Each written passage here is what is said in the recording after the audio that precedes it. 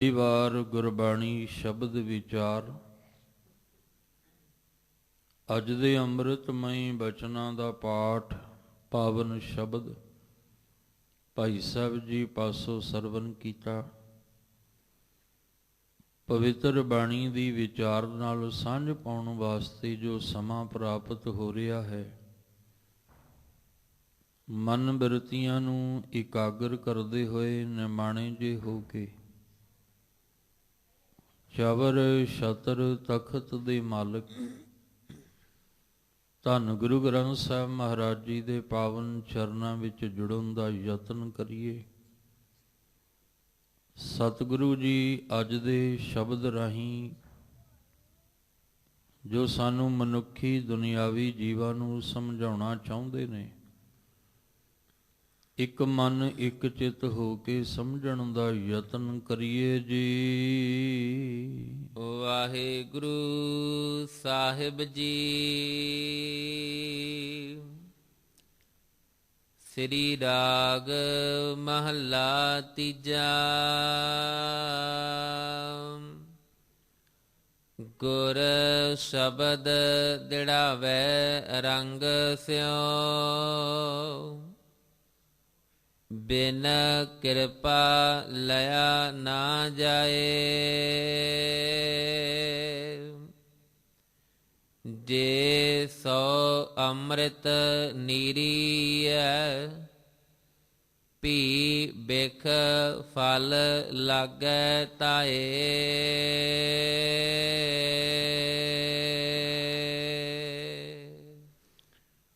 ਆਪ ਜੀ ਰੋਜ਼ਾਨਾ ਇਸ ਅਸਥਾਨ ਤੋਂ ਅੰਮ੍ਰਿਤਮਈ ਬਾਣੀ ਦੀ ਲੜੀਵਾਰ ਵਿਚਾਰ ਦਾ ਲਾਹਾ ਪ੍ਰਾਪਤ ਕਰਦੇ ਆ ਰਹੇ ਹੋ। ਧੰਨ ਧੰਨ ਗੁਰੂ ਅਮਰਦਾਸ ਮਹਾਰਾਜ ਤੀਸਰੇ ਪਾਤਸ਼ਾਹ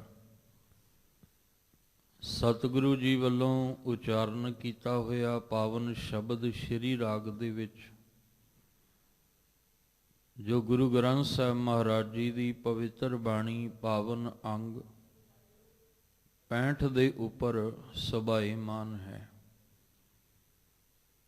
ਇਸ ਸ਼ਬਦ ਦੇ ਪਹਿਲੇ 3 ਪਦਿਆਂ ਦੀ ਵਿਚਾਰ ਆਪ ਜੀ ਕੱਲ ਸਰਵਣ ਕਰ ਚੁੱਕੇ ਹੋ।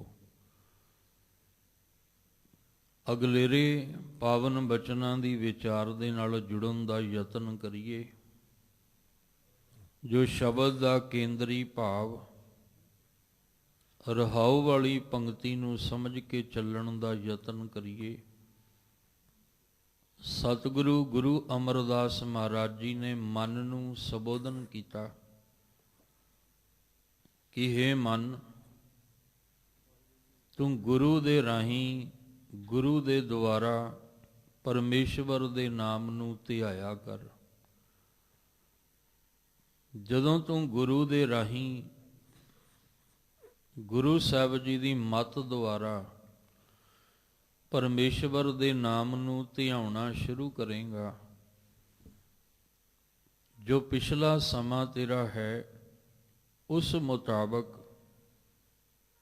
ਫਿਰ ਇੱਕ ਦਿਨ ਤੇਰੇ ਜੀਵਨ ਦੇ ਅੰਦਰ ਐਸਾ ਲੇਖ ਬਣ ਜਾਏਗਾ ਕਿ ਤੂੰ ਨਾਮ ਦੇ ਰਾਹੀਂ ਨਿਰੰਕਾਰ ਵਾਹਿਗੁਰੂ ਜੀ ਵਿੱਚ ਸਮਾ ਜਾਏਗਾ। ਜਾਂ ਨਾਮ ਜਿਹੜਾ ਹੈ ਇਹ ਮਨ ਵਿੱਚ ਸਮਾ ਜਾਏਗਾ। ਪਰ ਜੇ ਅਸੀਂ ਚਾਹੁੰਦੇ ਹਾਂ ਵੀ ਆਉਣ ਵਾਲੇ ਸਮੇਂ ਵਿੱਚ ਇਹ ਅਵਸਥਾ ਸਾਡੀ ਬਣ ਜਾਏ, ਤਾਂ ਸਾਨੂੰ ਗੁਰੂ ਸਾਹਿਬ ਜੀ ਦੀ ਮੱਤ ਰਾਹੀਂ ਪਰਮਾਤਮਾ ਦੇ ਨਾਮ ਨੂੰ ਧਿਆਉਣਾ ਪਏਗਾ। ਫਿਰ ਇਹ ਸਾਡਾ ਆਉਣ ਵਾਲੇ ਸਮੇਂ ਵਿੱਚ ਪੂਰਬਲਾ ਸਮਾਂ, ਇਸ ਪੂਰਬਲੇ ਸਮੇਂ ਅਨੁਸਾਰ ਫਿਰ ਅੱਗੋਂ ਲੇਖ ਲਿਖਿਆ ਜਾਏਗਾ। ਜੇ ਅਸੀਂ ਅੱਜ ਗੁਰੂ ਦੇ ਰਾਹੀਂ ਪਰਮਾਤਮਾ ਦੇ ਨਾਮ ਨੂੰ ਨਹੀਂ ਸਿਮਰਾਂਗੇ, ਤੇ ਆਉਣ ਵਾਲੇ ਸਮੇਂ ਦੇ ਵਿੱਚ ਫਿਰ ਜੈਸਾ ਪੂਰਬਲੇ ਬੀਤ ਗਏ ਸਮੇਂ ਦੇ ਅਨੁਸਾਰ ਕਰਮ ਹੋਏਗਾ, ਸਾਡਾ ਅੱਗੋਂ ਲੇਖ ਵੀ ਵੈਸਾ ਹੀ ਲਿਖਿਆ ਜਾਏਗਾ। ਗੁਰੂ ਸਾਹਿਬ ਨੇ ਕਿਰਪਾ ਕੀਤੀ, ਮਨ ਰੇ ਗੁਰਮੁਖ ਨਾਮ ਧਿਆਏ। ਹੇ ਮਨ, ਗੁਰਮੁਖ ਗੁਰੂ ਦੁਆਰਾ, ਗੁਰੂ ਦੇ ਸਨਮੁਖ ਹੋ ਕੇ ਤੂੰ ਨਾਮ ਨੂੰ ਧਿਆ। ਧੁਰ ਪੂਰਬ ਕਰਤੈ ਲਿਖਿਆ, ਤਿੰਨਾ ਗੁਰਮਤਿ ਨਾਮ ਸਮਾਏ। ਫਿਰ ਕਰਤੇ ਨੇ ਜੋ ਸਾਡੇ ਜੀਵਨ ਦੇ ਅੰਦਰ ਉਸ ਮੁਤਾਬਕ ਲੇਖ ਲਿਖਿਆ, ਤਾਂ ਗੁਰੂ ਦੀ ਮੱਤ ਲੈ ਕੇ ਇਹ ਨਾਮ ਸਾਡੇ ਮਨ ਦੇ ਵਿੱਚ ਸਮਾ ਜਾਏਗਾ। ਕਿਉਂਕਿ ਹਜੇ ਤਾਂ ਮਨ ਵਿੱਚ ਬਹੁਤ ਕੁਝ ਸਮਾਇਆ ਹੋਇਆ ਹੈ। ਮਨ ਦੇ ਵਿੱਚ ਕਾਮ, ਕ੍ਰੋਧ, ਲੋਭ, ਮੋਹ, ਅਹੰਕਾਰ, ਵਿਕਾਰ, ਹਜੇ ਮਨ ਵਿੱਚ ਇਹ ਕੁਝ ਸਮਾਇਆ। ਮਨ ਦੇ ਵਿੱਚ ਝੂਠ, ਨਿੰਦਾ, ਚੁਗਲੀ, ਈਰਖਾ, ਨਫ਼ਰਤ, ਇਹ ਸਾਡੇ ਮਨ ਦੇ ਵਿੱਚ ਸਮਾਇਆ ਹੈ। ਪਰ ਜੇ ਅਸੀਂ ਗੁਰੂ ਸਾਹਿਬ ਜੀ ਦੇ ਸਨਮੁਖ ਹੋ ਕੇ ਨਾਮ ਦੇ ਅਭਿਆਸੀ ਬਣਾਂਗੇ, ਗੁਰੂ ਸਾਹਿਬ ਜੀ ਦੀ ਮੱਤ ਨੂੰ ਧਾਰਨ ਕਰਾਂਗੇ, ਤੇ ਇਸ ਮਨ ਦੇ ਵਿੱਚੋਂ ਕਾਮ, ਕ੍ਰੋਧ, ਲੋਭ, ਮੋਹ, ਅਹੰਕਾਰ, ਝੂਠ, ਨਿੰਦਾ, ਚੁਗਲੀ, ਈਰਖਾ, ਨਫ਼ਰਤ, ਇਹ ਸਭ ਕੁਝ ਨਿਕਲ ਜਾਏਗਾ ਤੇ ਨਾਮ ਅੰਦਰ ਸਮਾ ਜਾਏਗਾ। ਚੌਥੇ ਪਦੇ ਵਿੱਚ ਫਿਰ ਗੁਰੂ ਅਮਰਦਾਸ ਮਹਾਰਾਜ ਜੀ ਕਿਰਪਾ ਕਰਦੇ। ਗੁਰ ਸ਼ਬਦ ਦ੍ਰਿੜਾਵੈ ਰੰਗ ਸਿਉ, ਬਿਨ ਕਿਰਪਾ ਲਿਆ ਨਾ ਜਾਏ। ਹੁਣ ਗੁਰੂ ਸਾਹਿਬ ਤਾਂ ਆਪਣਾ ਫਰਜ਼ ਨਿਭਾ ਰਹੇ ਹੈ। ਰੰਗ ਸਿਉ ਦਾ ਇੱਥੇ ਅਰਥ ਹੈ ਪ੍ਰੇਮ ਦੇ ਨਾਲ। ਗੁਰੂ ਸਾਹਿਬ ਜੀ ਇਹ ਸ਼ਬਦ ਜਿਹੜਾ ਰੱਬੀ ਬਾਣੀ ਦਾ ਹੈ, ਇਹ ਸ਼ਬਦ ਸਾਨੂੰ ਦ੍ਰਿੜ ਕਰਵਾ ਰਹੇ ਨੇ, ਪੱਕਾ ਕਰਵਾ ਰਹੇ ਨੇ ਕਿ ਅਸੀਂ ਸ਼ਬਦ ਦਾ ਆਸਰਾ ਲੈ ਕੇ, ਸ਼ਬਦ ਦੀ ਟੇਕ ਲੈ ਕੇ ਚੱਲੀਏ। ਹੁਣ ਗੁਰੂ ਸਾਹਿਬ ਤਾਂ ਪਿਆਰ ਨਾਲ ਸਮਝਾ ਰਹੇ ਨੇ, ਪਿਆਰ ਦੇ ਨਾਲ ਇਹ ਸ਼ਬਦ ਸਾਨੂੰ ਦ੍ਰਿੜ ਕਰਵਾ ਰਹੇ ਨੇ, ਪਰ ਅੱਗੋਂ ਸਾਡੇ ਤੇ ਕਿਰਪਾ ਵੀ ਹੋਣੀ ਚਾਹੀਦੀ ਹੈ। ਸਾਡਾ ਜੀਵਨ ਕਿਰਪਾ ਵਾਲਾ ਵੀ ਹੋਣਾ ਚਾਹੀਦਾ। ਜੇ ਸਾਡੇ ਜੀਵਨ ਦੇ ਵਿੱਚ ਵਾਹਿਗੁਰੂ ਜੀ ਦੀ ਕਿਰਪਾ ਨਹੀਂ, ਤਾਂ ਗੁਰੂ ਸਾਹਿਬ ਪਿਆਰ ਨਾਲ ਸ਼ਬਦ ਸਾਨੂੰ ਦ੍ਰਿੜ ਕਰਵਾ ਤਾਂ ਰਹੇ ਨੇ, ਪਰ ਸਾਡਾ ਮਨ ਸ਼ਬਦ ਨਾਲ ਜੁੜ ਨਹੀਂ ਰਿਹਾ, ਸੁਰਤ ਜੁੜ ਨਹੀਂ ਰਹੀ। ਸਾਹਿਬ ਜੀ ਨੇ ਇਸੇ ਲਈ ਨਾਲ ਆਖਿਆ ਕਿ ਬਿਨ ਕਿਰਪਾ ਲਿਆ ਨਾ ਜਾਏ। ਗੁਰੂ ਸਾਹਿਬ ਤਾਂ ਆਪਣੇ ਵੱਲੋਂ ਬੜੇ ਪ੍ਰੇਮ ਦੇ ਨਾਲ ਸ਼ਬਦ ਦ੍ਰਿੜ ਕਰਵਾਉਂਦੇ ਨੇ, ਪਰ ਇਸ ਸ਼ਬਦ ਦਾ ਲਾਹਾ ਕਿਰਪਾ ਤੋਂ ਬਿਨਾਂ ਨਹੀਂ ਲਿਆ ਜਾ ਸਕਦਾ। ਇਸ ਲਈ ਆਪਣਾ ਜੀਵਨ ਇਸ ਮੁਤਾਬਕ ਬਣਾਈਏ ਕਿ ਨਾਲ ਉਸ ਮਾਲਕ ਦੀ ਕਿਰਪਾ ਵੀ ਸਾਡੇ ਤੇ ਹੋਵੇ। ਗੁਰ ਸ਼ਬਦ ਦ੍ਰਿੜਾਵੈ ਰੰਗ ਸਿਉ, ਬਿਨ ਕਿਰਪਾ ਲਿਆ ਨਾ ਜਾਏ। ਜੇ ਸੌ ਅੰਮ੍ਰਿਤ ਨੀਰੀਐ, ਭੀ ਬਿਖ ਫਲ ਲਾਗੈ ਧਾਏ। ਜੇ 100 ਸੱਸੇ ਦੇ ਨਾਲ ਊੜਾ ਲੱਗ ਜਾਏ ਤਾਂ ਫਿਰ ਇਹ ਗਿਣਤੀ ਦਾ 100 ਬਣ ਜਾਂਦਾ ਹੈ। ਜੇ ਸੱਸੇ ਨੂੰ ਹੋੜਾ ਲੱਗ ਜਾਏ ਤੇ ਫਿਰ ਇਹ ਗਿਣਤੀ ਦਾ 100 ਨਹੀਂ। ਜਿਸ ਤਰ੍ਹਾਂ ਆਸਾ ਕੀ ਵਾਰ ਦੇ ਵਿੱਚ ਆਪਾਂ ਪੜ੍ਹਦੇ ਸੁਣਦੇ ਹਾਂ, ਜੇ 100 ਚੰਦਾ ਉਗ ਵਹਿ ਸੂਰਜ ਚੜ੍ਹੈ ਹਜ਼ਾਰ, ਇਤੇ ਚਾਨਣ ਹੁੰਦਿਆਂ ਗੁਰ ਬਿਨ ਘੋਰ ਅੰਧਾਰ। 100 ਦਾ ਅਰਥ ਹੈ 100 ਵਾਰੀ। ਇੱਥੇ ਹੈ ਜੇ 100 ਅੰਮ੍ਰਿਤ ਨੀਰੀ ਹੈ। ਜੇ ਕਿਤੇ ਜ਼ਹਿਰ ਵਾਲੇ ਰੁੱਖ ਦੀਆਂ ਜੜ੍ਹਾਂ ਦੇ ਵਿੱਚ, ਜਾਂ ਨਿੰਮ ਦੀ ਗੱਲ ਕਰ ਲਈਏ, ਵੀ ਨਿੰਮ ਦੇ ਰੁੱਖ ਦੀ ਜੜ ਵਿੱਚ 100 ਵਾਰੀ ਤੁਸੀਂ ਅੰਮ੍ਰਿਤ ਰਸ ਪਾ ਦਿਓ। ਤੁਸੀਂ ਇੱਕ ਵਾਰੀ ਨਹੀਂ, 100 ਵਾਰੀ ਉਹਦੇ ਵਿੱਚ ਅੰਮ੍ਰਿਤ ਦਾ ਰਸ ਨੀਰੀ ਹੈ। ਨੀਰੀਏ ਦਾ ਅਰਥ ਹੁੰਦਾ ਸਿੰਚਣਾ। 100 ਵਾਰੀ ਤੁਸੀਂ ਉਸ ਰੁੱਖ ਦੀਆਂ ਜੜ੍ਹਾਂ ਵਿੱਚ ਅੰਮ੍ਰਿਤ ਜਿਹੜਾ ਰਸ ਪਾ ਦਿਓ। ਭੀ ਬਿਖ ਫਲ ਲਾਗੈ ਧਾਏ। ਉਹਨੂੰ ਫਲ ਫਿਰ ਜਦੋਂ ਲੱਗੇਗਾ ਕੌੜਾ ਹੀ ਲੱਗੇਗਾ। ਨਿੰਮ ਮਿੱਠੀ ਨਹੀਂ ਹੋਣੀ, ਕਿਉਂਕਿ ਉਹਦੇ ਅੰਦਰ ਕੁੜੱਤਣ ਹੈ। ਜ਼ਹਿਰ ਵਾਲੇ ਰੁੱਖ ਵਿੱਚ ਜਿੰਨਾ ਮਰਜੀ ਅੰਮ੍ਰਿਤ ਪਾਈ ਜਾਓ, ਕਹਿੰਦੇ ਨੇ ਉਹਨੂੰ ਫਲ ਹਮੇਸ਼ਾ ਜ਼ਹਿਰ ਦਾ ਹੀ ਲੱਗਣਾ ਹੈ।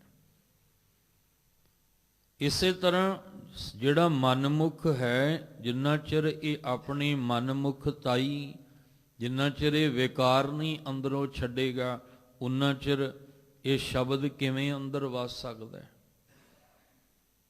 ਭਾਵੇਂ ਇਹਨੂੰ 100 ਵਾਰੀ ਸ਼ਬਦ ਸੁਣਾਈ, ਮਨਮੁਖ ਨੂੰ 100 ਵਾਰੀ ਸੁਣਾਈ ਜਾਓ, ਉਹਦੇ ਤੇ ਅਸਰ ਨਹੀਂ ਹੁੰਦਾ, ਕਿਉਂਕਿ ਉਹ ਅੰਦਰ ਦੀ ਜ਼ਹਿਰ ਨੂੰ ਛੱਡਣ ਵਾਸਤੇ ਤਿਆਰ ਨਹੀਂ। ਅਸੀਂ ਦੋ ਰਾਹ ਤੇ ਤੁਰਨਾ ਚਾਹੁੰਦੇ ਹਾਂ। ਅਸੀਂ ਚਾਹੁੰਦੇ ਹਾਂ ਵੀ ਸੱਚ ਵੀ ਹੋਵੇ ਤੇ ਝੂਠ ਵੀ ਹੋਵੇ। ਅਸੀਂ ਚਾਹੁੰਦੇ ਹਾਂ ਅੰਮ੍ਰਿਤ ਵੀ ਹੋਵੇ ਤੇ ਜ਼ਹਿਰ ਵੀ ਹੋਵੇ। ਅਸੀਂ ਚਾਹੁੰਦੇ ਹਾਂ ਨਿਰੰਕਾਰ ਦੀ ਬਖਸ਼ਿਸ਼ ਵੀ ਹੋਵੇ ਤੇ ਸੰਸਾਰ ਦੇ ਰੰਗਾਂ ਦੇ ਵਿੱਚ ਵੀ ਅਸੀਂ ਰੰਗੇ ਜਾਈਏ। ਪਰ ਦੋ ਬੇੜੀਆਂ ਤੇ ਪੈਰ ਰੱਖ ਕੇ ਕਦੇ ਪਾਰ ਨਹੀਂ ਲੰਘਿਆ ਜਾਂਦਾ। ਸਭ ਕਹਿੰਦੇ ਇਹ ਤੇਰਾ ਜੀਵਨ ਦੋ ਤਲ ਤੇ ਹੈ, ਅੰਦਰੋਂ ਕੁਛ ਹੈ, ਬਾਹਰੋਂ ਕੁਛ ਹੈ। ਤੂੰ ਬਾਹਰੋਂ ਗੁਰਮੁਖ ਬਣ ਕੇ ਬੈਠਾ ਹੈ, ਅੰਦਰ ਮਨਮੁਖ ਹੈ। ਤੂੰ ਬਾਹਰੋਂ ਭਗਤ ਬਣ ਕੇ ਬੈਠਾ ਹੈ, ਅੰਦਰ ਸ਼ੈਤਾਨ ਹੈ। ਇਸ ਵਾਸਤੇ ਜਿੰਨਾ ਚਿਰ ਆਪਣਾ ਅਸੀਂ ਅੰਦਰ ਦਾ ਜੀਵਨ ਬਦਲਾਂਗੇ ਨਹੀਂ, ਉਨਾ ਚਿਰ ਇਹ ਅੰਮ੍ਰਿਤ ਰਸ ਨਹੀਂ ਬਣਨਾ। ਸਤਿਗੁਰੂ ਮਹਾਰਾਜ ਜੀ ਕਹਿੰਦੇ 100 ਵਾਰੀ ਵੀ ਕਿਤੇ ਜ਼ਹਿਰ ਵਾਲੇ ਰੁੱਖ ਨੂੰ ਅੰਮ੍ਰਿਤ ਸਿੰਚ ਦਿੱਤਾ ਜਾਵੇ, ਉਹਨੂੰ ਫਲ ਵੀ ਫਿਰ ਲੱਗਣਾ ਤੇ ਜ਼ਹਿਰ ਦਾ ਹੀ, ਕਿਉਂਕਿ ਉਹਦੇ ਅੰਦਰ ਜ਼ਹਿਰ ਹੈ। ਨਿੰਮ ਦਾ ਰੁੱਖ ਜਿਹੜਾ ਹੈ, ਨਿੰਮ ਬਿਰਖ ਜਿਹੜਾ ਹੈ, ਬਹੁਤ ਸਿੰਚੀ ਹੈ। ਅੰਮ੍ਰਿਤ ਰਸ ਪਾਇਆ, ਉਹਦੇ ਵਿੱਚ ਅੰਮ੍ਰਿਤ ਰਸ ਪਾ ਕੇ ਬਹੁਤ ਸਾਰਾ ਪਾਣੀ ਜਿਹੜਾ ਉਹਦੇ ਵਿੱਚ ਸਿੰਚਿਆ ਜਾਏ, ਪਰ ਉਸ ਨਿੰਮ ਨੇ ਕੌੜੇ ਦੇ ਕੌੜਾ ਹੀ ਰਹਿਣਾ ਹੈ। ਸਤਿਗੁਰੂ ਮਹਾਰਾਜ ਨੇ ਬਾਣੀ ਵਿੱਚ ਜ਼ਿਕਰ ਕੀਤਾ, ਕਹਿਣ ਲੱਗੇ ਬਿਸਿਅਰ ਮੰਤਰ ਵੈਸਾਹੀ ਹੈ, ਬਹੁਤ ਦੂਧ ਪਿਆਇਆ। ਸੱਪ ਨੂੰ ਜਿੰਨਾ ਮਰਜ਼ੀ ਤੁਸੀਂ ਮੰਤਰ ਸੁਣਾ ਕੇ ਦੁੱਧ ਪਿਆਈ ਜਾਓ, ਪਰ ਇਹ ਵਿਸ਼ਵਾਸ ਮਤ ਰੱਖਣਾ ਕਿ ਮੈਂ ਇਹਨੂੰ ਮੰਤਰ ਸੁਣਾ ਕੇ ਔਰ ਇਹਨੂੰ ਦੁੱਧ ਪਿਆ ਕੇ ਆਪਣੇ ਵੱਸ ਕਰ ਲਿਆ। ਨਹੀਂ, ਉਹਦੇ ਅੰਦਰ ਜ਼ਹਿਰ ਭਰੀ ਹੈ। ਉਹ ਜਦੋਂ ਵੀ ਡੰਗ ਮਾਰੇਗਾ ਜ਼ਹਿਰ ਹੀ ਉਗਲੇਗਾ, ਕਿਉਂਕਿ ਉਹਦੇ ਅੰਦਰ ਜ਼ਹਿਰ ਹੈ। ਇਸੇ ਤਰ੍ਹਾਂ ਮਨਮੁਖ ਆ ਭਿੰਨ ਨਾ ਭਿੱਜਿਆ। ਮਨਮੁਖ ਜਿਹੜਾ ਇਹਦਾ ਅੰਦਰ ਭਿੱਜਦਾ ਹੀ ਨਹੀਂ ਸ਼ਬਦ ਨਾਲ। ਮਨਮੁਖ ਦਾ ਅੰਦਰ ਸ਼ਬਦ ਦਾ ਰਸ ਅੰਦਰ ਬਣਦਾ ਹੀ ਨਹੀਂ ਹੈ, ਕਿਉਂਕਿ ਮਨਮੁਖ ਆਪਣੇ ਅੰਦਰ ਦੇ ਚੰਚਲਤਾ ਨੂੰ, ਅੰਦਰ ਦੇ ਵਿਕਾਰ ਨੂੰ ਛੱਡਣਾ ਹੀ ਨਹੀਂ ਚਾਹੁੰਦਾ। ਮਨ ਜਿਹੜਾ ਹੈ ਉਹ ਵਿਕਾਰ ਛੱਡਣਾ ਹੀ ਨਹੀਂ ਚਾਹੁੰਦਾ। ਫਿਰ ਸ਼ਬਦ ਦਾ ਰਸ ਅੰਦਰ ਕਿਵੇਂ ਬਣੇਗਾ? ਇਹ ਅੰਮ੍ਰਿਤ ਕਿਵੇਂ ਬਣੇਗਾ ਅੰਦਰ? ਇਸ ਲਈ ਸਤਿਗੁਰੂ ਮਹਾਰਾਜ ਜੀ ਨੇ ਆਖਿਆ ਵੀ ਇੱਕ ਵਾਰ ਨਹੀਂ 100 ਵਾਰੀ ਵੀ ਜੇ ਜ਼ਹਿਰ ਨਾਲ ਭਰੇ ਹੋਏ ਰੁੱਖ ਦੀ ਜੜ ਵਿੱਚ ਅੰਮ੍ਰਿਤ ਪਾਓਗੇ ਤਾਂ ਫਿਰ ਵੀ ਉਹਨੂੰ ਫਲ ਜ਼ਹਿਰ ਵਾਲਾ ਹੀ ਲੱਗੇਗਾ, ਕਿਉਂਕਿ ਉਹਨੇ ਜ਼ਹਿਰ ਨੂੰ ਤਿਆਗਿਆ ਨਹੀਂ ਹੈ। ਸਤਿਗੁਰੂ ਮਹਾਰਾਜ ਨੇ ਆਖਿਆ ਵੀ ਗੁਰੂ ਸਾਹਿਬ ਤਾਂ ਆਪਣਾ ਸ਼ਬਦ ਜਿਹੜਾ ਉਹ ਪਿਆਰ ਨਾਲ ਦ੍ਰਿੜ ਕਰਵਾ ਰਹੇ ਆ, ਪਰ ਸਾਨੂੰ ਵੀ ਤਾਂ ਅੰਦਰੋਂ ਵਿਕਾਰ ਛੱਡਣੇ ਪੈਣਗੇ। ਸਾਨੂੰ ਵੀ ਤਾਂ ਅੰਦਰੋਂ ਵਿਕਾਰਾਂ ਦੀ ਜ਼ਹਿਰ ਕੱਢਣੀ ਪਏਗੀ। ਜੇ 100 ਅੰਮ੍ਰਿਤ ਨੀਰੀਐ, ਭੀ ਬਿਖ ਫਲ ਲਾਗੈ ਧਾਏ। ਸਭ ਕਹਿੰਦੇ ਜਦੋਂ ਵੀ ਉਹਨੂੰ ਫਲ ਲੱਗੇਗਾ ਤੇ ਉਹ ਕੌੜੇ ਦਾ ਕੌੜਾ ਹੀ ਲੱਗੇਗਾ, ਕਿਉਂਕਿ ਉਹ ਅੰਦਰੋਂ ਬਿਖ ਨਾਲ ਭਰਿਆ ਹੈ। ਚੌਥੇ ਪਦੇ ਵਿੱਚ ਗੁਰੂ ਅਮਰਦਾਸ ਮਹਾਰਾਜ ਜੀ ਨੇ ਸਮਝਾਇਆ ਕਿ ਗੁਰੂ ਸਾਹਿਬ ਤਾਂ ਪਿਆਰ ਦੇ ਨਾਲ ਆਪਣਾ ਫਰਜ਼ ਨਿਭਾਉਂਦਿਆਂ ਹੋਇਆਂ ਇਹ ਸ਼ਬਦ ਦ੍ਰਿੜ ਕਰਵਾ ਰਹੇ ਨੇ, ਪਰ ਕਿਰਪਾ ਵੀ ਚਾਹੀਦੀ ਹੈ। ਜੇ ਕਿਰਪਾ ਨਾ ਹੋਈ ਤੇ ਅੰਦਰ ਦੀ ਜ਼ਹਿਰ ਜਿਹੜੀ ਹੈ ਉਹ ਅੰਮ੍ਰਿਤ ਵਿੱਚ ਨਹੀਂ ਬਦਲੇਗੀ। ਅੰਦਰ ਦਾ ਜਿਹੜਾ ਵਿਕਾਰ ਹੈ ਉਹ ਕਦੇ ਵੀ ਉਹਦਾ ਰਸ ਮੁੱਕੇਗਾ ਨਹੀਂ। ਇਸ ਲਈ ਕਿਰਪਾ ਵੀ ਨਾਲ ਚਾਹੀਦੀ ਹੈ। ਅਰਦਾਸ ਕਰਿਆ ਕਰੀਏ ਕਿ ਮਹਾਰਾਜ ਜੀ ਤੁਸੀਂ ਤਾਂ ਸ਼ਬਦ ਸਾਨੂੰ ਸੁਣਾ ਰਹੇ ਹੋ, ਤੁਹਾਡਾ ਸ਼ਬਦ ਤੇ ਅਸੀਂ ਬੜੇ ਪਿਆਰ ਨਾਲ ਸੁਣ ਰਹੇ ਹਾਂ, ਪਰ ਨਾਲ ਨਾਲ ਕਿਰਪਾ ਵੀ ਤਾਂ ਚਾਹੀਦੀ ਹੈ। ਕਿਰਪਾ ਕਰੋ ਦੀਨ ਕੇ ਦਾਤੇ, ਮੇਰਾ ਗੁਣ ਅਵਗਣ ਨਾ ਵਿਚਾਰੋ, ਕੋਈ ਮਾਟੀ ਕਾ ਕਿਆ ਧੋਪੈ ਸੁਆਮੀ, ਮਾਨਸ ਕੀ ਗਤ ਏਈ। ਨਾਲ ਕਿਰਪਾ ਵੀ ਮਾਲਕ ਜੀ ਤੁਹਾਡੀ ਚਾਹੀਦੀ ਹੈ। ਗੁਰ ਸ਼ਬਦ ਦ੍ਰਿੜਾਵੈ ਰੰਗ ਸਿਉ, ਬਿਨ ਕਿਰਪਾ ਲਿਆ ਨਾ ਜਾਏ। ਗੁਰੂ ਅਮਰਦਾਸ ਮਹਾਰਾਜ ਜੀ ਨੇ ਚੌਥੇ ਪਦੇ ਵਿੱਚ ਕਿਰਪਾ ਕੀਤੀ ਹੈ। ਸੇ ਜਨ ਸੱਚੇ ਨਿਰਮਲੇ, ਜਿਨ ਸਤਿਗੁਰ ਨਾਲ ਪਿਆਰ, ਸਤਿਗੁਰ ਕਾ ਭਾਣਾ ਕਮਾਵੰਦੇ, ਬਿਕ ਹਉਮੈ ਤਜ ਵਿਕਾਰ। ਹੁਣ ਧਿਆਨ ਦੇ ਕੇ ਸਮਝਣਾ। ਦੋ ਜਣਿਆਂ ਨੇ ਗੁਰੂ ਸਾਹਿਬ ਜੀ ਦਾ ਸ਼ਬਦ ਸੁਣਿਆ, ਪਰ ਇੱਕ ਦੇ ਅੰਦਰ ਸ਼ਬਦ ਦਾ ਰਸ ਜਿਹੜਾ ਸੀ ਉਹ ਅੰਮ੍ਰਿਤ ਬਣ ਕੇ ਘੁਲ ਗਿਆ, ਔਰ ਇੱਕ ਨੇ ਸ਼ਬਦ ਸੁਣਿਆ ਤੇ ਉਹਦੇ ਅੰਦਰ ਇਹ ਅੰਮ੍ਰਿਤ ਰਸ ਨਹੀਂ ਬਣਿਆ, ਜ਼ਹਿਰ ਦੀ ਜ਼ਹਿਰ ਹੀ ਰਹਿ ਗਈ। ਦੋ ਪ੍ਰਕਾਰ ਦੇ ਜੀਵਨ ਅਸੀਂ ਵੇਖਾਂਗੇ। ਇੱਕ ਗੁਰਬਾਣੀ ਦਾ ਅਭਿਆਸ ਕਰਦਿਆਂ ਜ਼ਿੰਦਗੀ ਲੰਘ ਗਈ ਹੈ,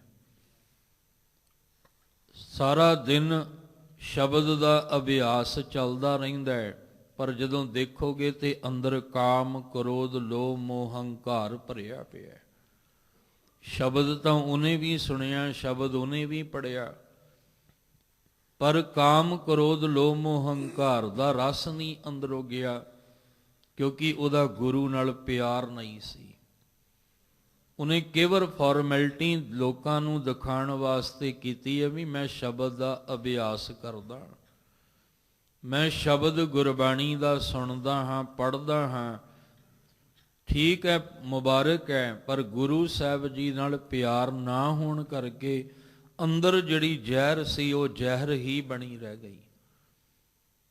ਤੇ ਜਿਨ੍ਹਾਂ ਗੁਰੂ ਨਾਲ ਪਿਆਰ ਸੀ, ਸਤਿਗੁਰੂ ਦੇ ਨਾਲ, ਜਦੋਂ ਉਹਨਾਂ ਨੇ ਸ਼ਬਦ ਦਾ ਅਭਿਆਸ ਕੀਤਾ ਤੇ ਅੰਦਰੋਂ ਨਿਰਮਲੇ ਹੋ ਗਏ, ਉਹ ਵਿਕਾਰਾਂ ਦੀ ਮੱਲ ਤੋਂ ਰਹਿਤ ਹੋ ਗਏ। ਕੇਵਲ ਸ਼ਬਦ ਨੂੰ ਪੜ੍ਹਨਾ ਹੀ ਨਹੀਂ, ਨਾਲ ਅਸੀਂ ਸ਼ਬਦ ਨਾਲ ਪਿਆਰ ਵੀ ਕਰਨਾ ਹੈ। ਸਾਡਾ ਗੁਰੂ ਸਾਹਿਬ ਜੀ ਦੀ ਬਾਣੀ ਨਾਲ, ਸਾਡਾ ਗੁਰੂ ਨਾਲ ਪਿਆਰ ਵੀ ਹੋਣਾ ਚਾਹੀਦਾ ਹੈ।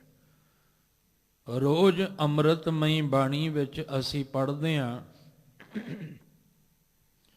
ਸਤਿਗੁਰੂ ਗੁਰੂ ਨਾਨਕ ਸਾਹਿਬ ਮਹਾਰਾਜ ਜੀ ਕਿਰਪਾ ਕਰਦੇ ਨੇ। ਸਾਹਿਬ ਕਹਿੰਦੇ ਗਾਵੀਐ ਸੁਣੀਐ, ਮਨ ਰੱਖੀਐ ਭਾਉ। ਭਾਉ ਦਾ ਅਰਥ ਹੈ ਪ੍ਰੇਮ, ਭਾਵਨਾ। ਜੇ ਤੁਸੀਂ ਮਨ ਵਿੱਚ ਭਾਉ ਰੱਖੋਗੇ ਤਾਂ ਸ਼ਬਦ ਦਾ ਅਸਰ ਹੋਣਾ, ਤੇ ਜੇ ਤੁਸੀਂ ਭਾਉ ਨਹੀਂ ਰੱਖੋਗੇ ਅੰਦਰ, ਤੇ ਫਿਰ ਭਾਵੇਂ ਇੱਕ ਨਹੀਂ 100 ਵਾਰੀ ਵੀ ਸ਼ਬਦ ਪੜ੍ਹ ਲਓ, ਅਸਰ ਨਹੀਂ ਹੋਣਾ।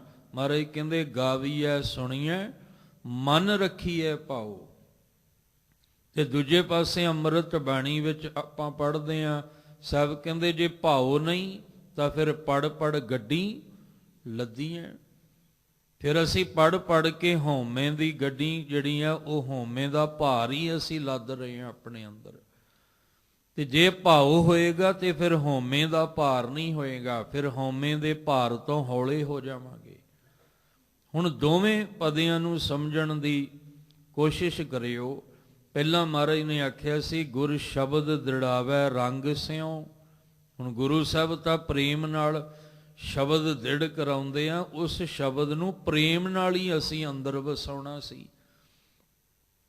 ਪਰ ਅੰਦਰ ਕਹਿੰਦੇ ਪ੍ਰੇਮ ਨਾ ਹੋਣ ਕਰਕੇ, ਭਾਉ ਭਾਵਨਾ ਨਾ ਹੋਣ ਕਰਕੇ, ਬਿਨ ਕਿਰਪਾ ਲਿਆ ਨਾ ਜਾਏ। ਜੇ ਸੋ ਅੰਮ੍ਰਿਤ ਨੀਰੀਐ, ਭੀ ਬਿਖ ਫਲ ਲਾਗੈ ਤਾਏ। ਹੁਣ ਅਗਲੇ ਬਚਨਾਂ ਵਿੱਚ ਮਹਾਰਾਜ ਕਹਿੰਦੇ ਜਿਹਨੇ ਭਾਉ ਰੱਖਿਆ ਸੀ ਅੰਦਰ, ਜਿਹਨੇ ਸਤਿਗੁਰੂ ਨਾਲ ਪਿਆਰ ਪਾ ਲਿਆ, ਉਹਦੇ ਅੰਦਰ ਸ਼ਬਦ ਨੇ ਅਸਰ ਕੀਤਾ ਤੇ ਉਹ ਨਿਰਮਲੇ ਹੋ ਗਏ। ਸੇ ਜਨ ਸੱਚੇ ਨਿਰਮਲੇ।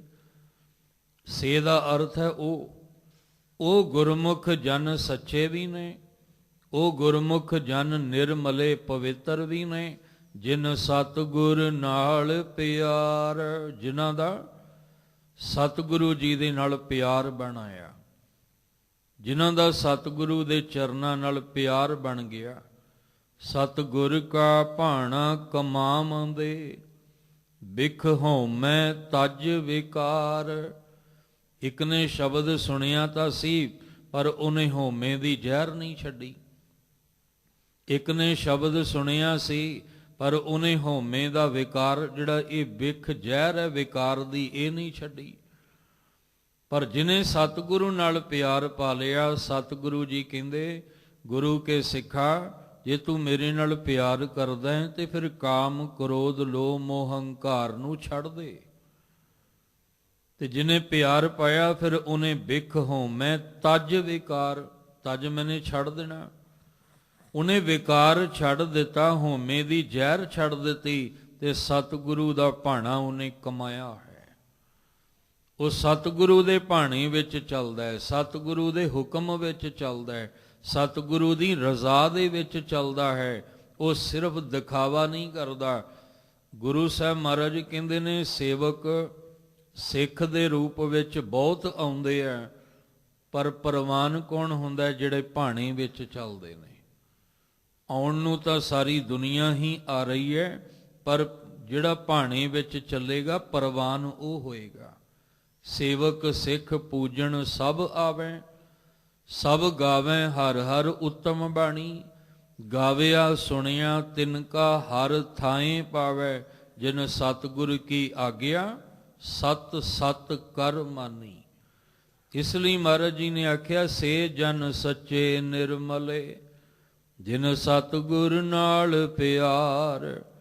ਸਤਿਗੁਰ ਕਾ ਭਾਣਾ ਕਮਾਵੰਦੇ, ਬਿਖ ਹਉਮੈ ਤਜ ਵਿਕਾਰ। ਜਿਨ੍ਹਾਂ ਦਾ ਸਤਿਗੁਰੂ ਨਾਲ ਪਿਆਰ ਸੀ, ਉਹਨਾਂ ਨੇ ਸਤਿਗੁਰੂ ਦੇ ਭਾਣੇ ਵਿੱਚ ਸਤਿਗੁਰੂ ਦੇ ਹੁਕਮ ਨੂੰ ਕਮਾਵੰਦਿਆਂ ਆਪਣੇ ਅੰਦਰੋਂ ਹਉਮੈ ਦੀ ਜ਼ਹਿਰ ਤੇ ਵਿਕਾਰ ਦੀ ਜ਼ਹਿਰ ਨੂੰ ਅੰਦਰੋਂ ਦੀ ਛੱਡ ਕੇ ਤਿਆਗ ਕੇ ਤੇ ਸਤਿਗੁਰੂ ਦੇ ਹੁਕਮ ਦੇ ਵਿੱਚ ਚੱਲਣਾ ਕੀਤਾ। ਉਹ ਫਿਰ ਅਸਲ ਵਿੱਚ ਪਵਿੱਤਰ ਜੀਵਨ ਵਾਲੇ, ਉਹ ਫਿਰ ਸੱਚੇ ਜੀਵਨ ਵਾਲੇ, ਸੱਚ ਦੇ ਮਾਰਗ ਤੇ ਤੁਰਨ ਵਾਲੇ ਹੁੰਦੇ ਹਨ। ਮਨ ਹਠ ਕਿਤੈ ਉਪਾਏ ਨਾ ਛੁਟੀਐ, ਸਿਮਰਤ ਸ਼ਾਸਤਰ ਸੁਧ ਹੋ ਜਾਏ।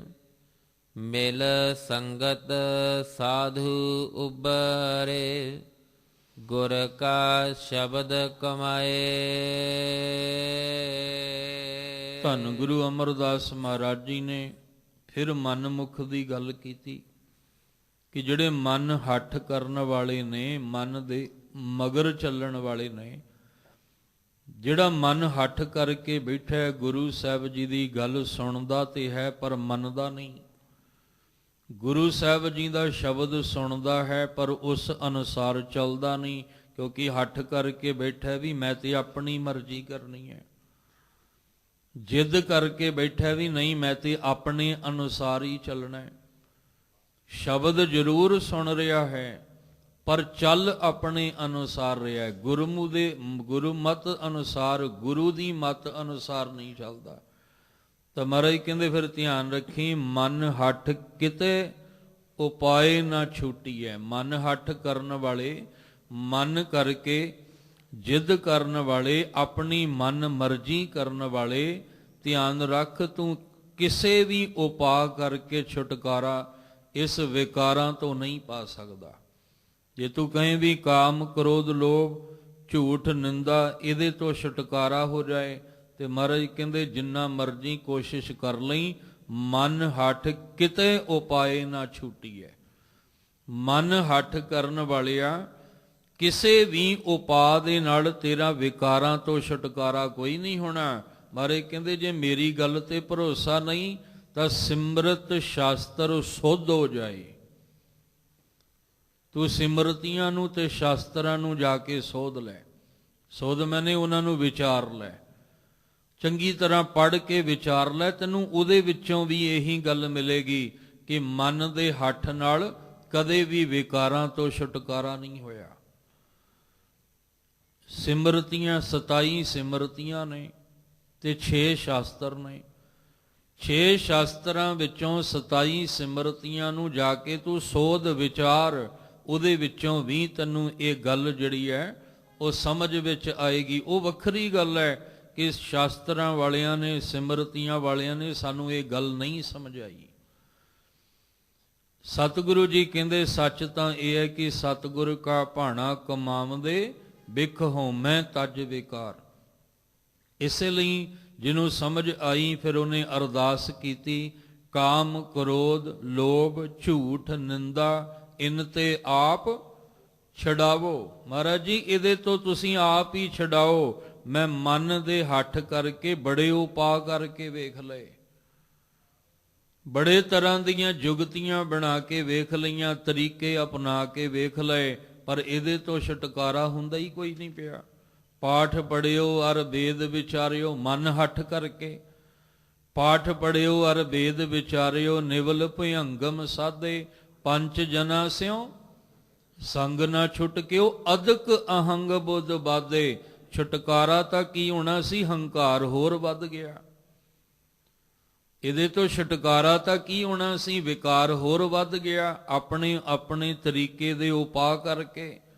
ਤੇ ਗੁਰੂ ਮਹਾਰਾਜ ਕਹਿੰਦੇ ਤੈਨੂੰ ਤੇ ਕਦੋਂ ਦਾ ਸਮਝਾਇਆ ਹੈ ਕਿ ਮਨ ਹੱਠ ਕਿਤੈ ਉਪਾਏ ਨਾ ਛੂਟੀਐ, ਸਿਮਰਤ ਸ਼ਾਸਤਰ ਸੁਧ ਹੋ ਜਾਏ। ਕਿਵੇਂ ਹੋਏਗਾ? ਮਿਲ ਸੰਗਤ ਸਾਧੂ ਉਬਰੇ, ਗੁਰ ਕਾ ਸ਼ਬਦ ਕਮਾਏ। ਮਹਾਰਾਜ ਕਹਿੰਦੇ ਗੁਰੂ ਦੀ ਸੰਗਤ ਵਿੱਚ ਮਿਲ ਕੇ ਤਾਂ ਇਹਦੇ ਵਿੱਚੋਂ ਦੀ ਬਚਿਆ ਜਾ ਸਕਦਾ ਹੈ। ਇਸ ਲਈ ਕੀ ਕਰ, ਮਨ ਦਾ ਹੱਠ ਛੱਡ ਤੇ ਗੁਰੂ ਦੀ ਸੰਗਤ ਵਿੱਚ ਆ ਕੇ ਮਿਲ, ਗੁਰ ਕਾ ਸ਼ਬਦ ਕਮਾਏ ਤੇ ਗੁਰੂ ਦੇ ਸ਼ਬਦ ਨੂੰ ਕਮਾ। ਜਦੋਂ ਗੁਰੂ ਦਾ ਸ਼ਬਦ ਕਮਾਵੇਂਗਾ ਫਿਰ ਤੇਰੇ ਵਿੱਚੋਂ ਇਹ ਵਿਕਾਰਾਂ ਤੋਂ ਛੁਟਕਾਰਾ ਹੋਣਾ ਹੈ। ਹਰ ਕਾ ਨਾਮ ਨਿਦਾਨ ਹੈ, ਜਿਸ ਅੰਤ ਨਾ ਪਰਵਾਰ।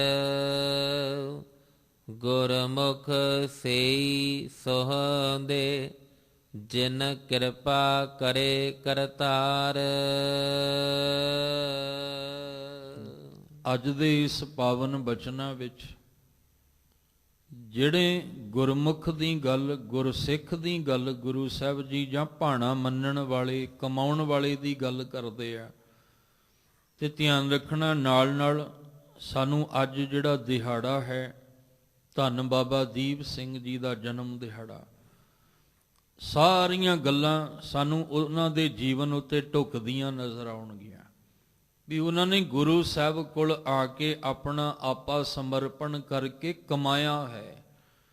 ਤੇ ਜਿਨ੍ਹਾਂ ਕਮਾਇਆ ਹੈ, ਸਾਹਿਬ ਜੀ ਕਹਿੰਦੇ ਉਹੀ ਸੋਹੰਦੇ, ਉਹੀ ਜਿਹੜੇ ਨੇ ਸੋਹਣੇ ਲੱਗਦੇ ਨੇ, ਉਹੀ ਮਾਲਕ ਦੇ ਦਰ ਉੱਤੇ ਸ਼ੋਭਦੇ ਨੇ।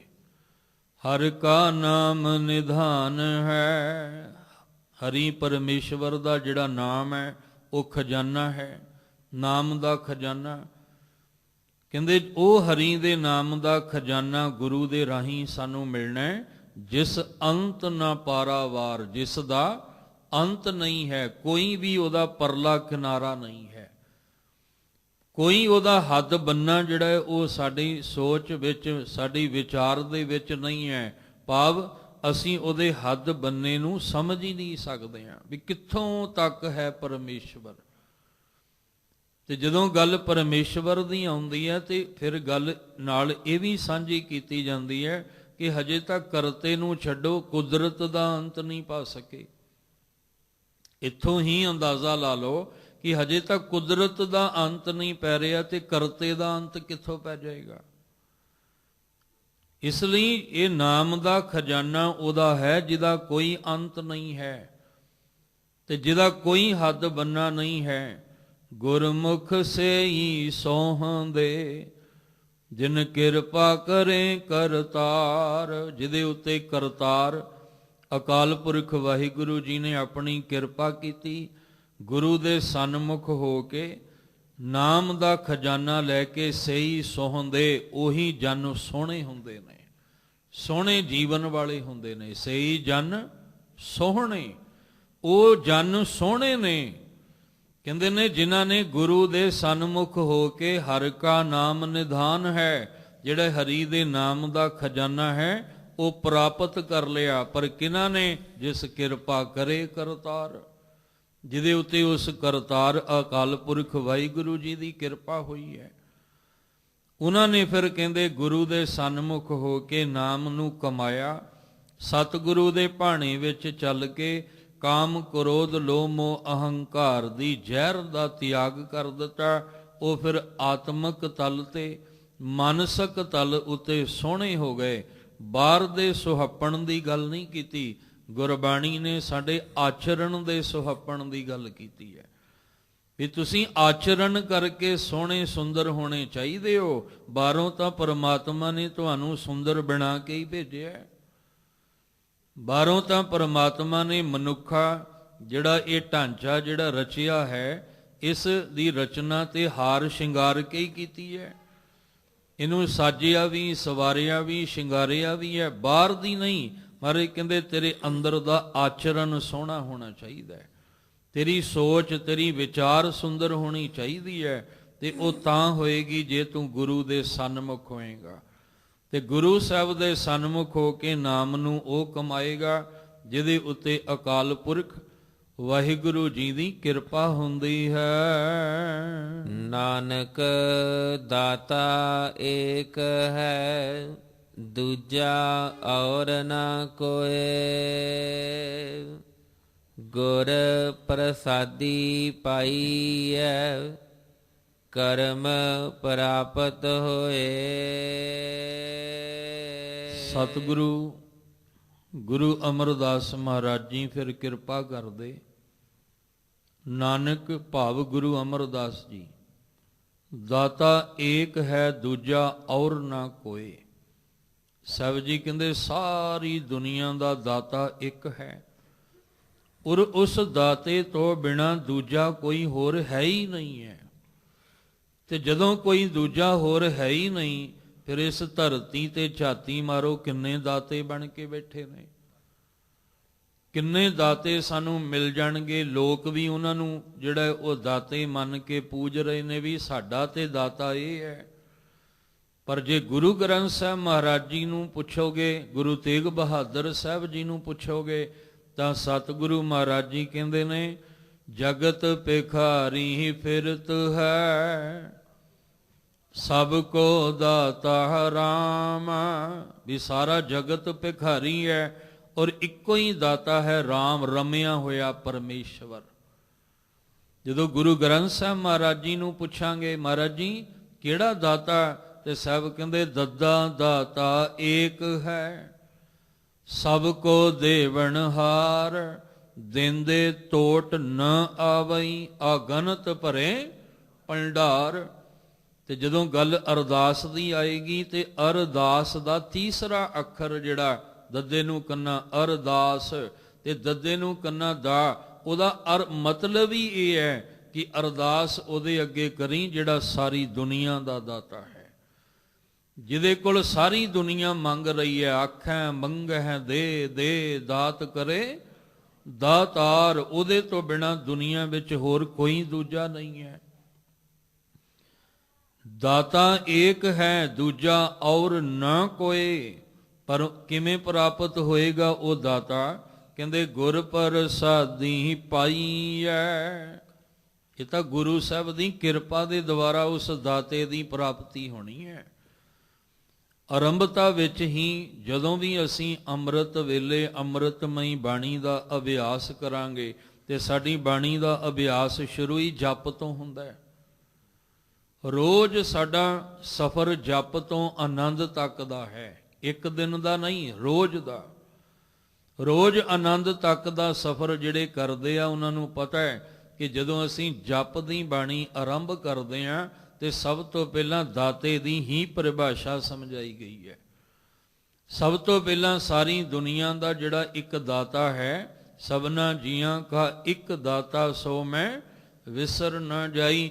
ਉਸ ਦਾਤੇ ਦੀ ਡੈਫੀਨੇਸ਼ਨ ਆਰੰਭ ਵਿੱਚ ਹੀ ਦੱਸ ਦਿੱਤੀ ਹੈ ਵੀ ਉਹ ਇੱਕ ਹੈ, ਉਹਦਾ ਨਾਮ ਸੱਚਾ ਹੈ, ਉਹ ਸਾਰੀ ਦੁਨੀਆ ਦਾ ਕਰਤਾ ਹੈ, ਉਹ ਨਿਰਭਉ ਨਿਰਵੈਰ ਦਾ ਰੂਪ ਹੈ, ਉਹਦੀ ਮੂਰਤ ਕਾਲ ਤੋਂ ਰਹਿਤ ਹੈ, ਉਹ ਕਿਸੇ ਵੀ ਜੂਨ ਵਿੱਚ ਨਹੀਂ ਆਉਂਦਾ ਹੈ।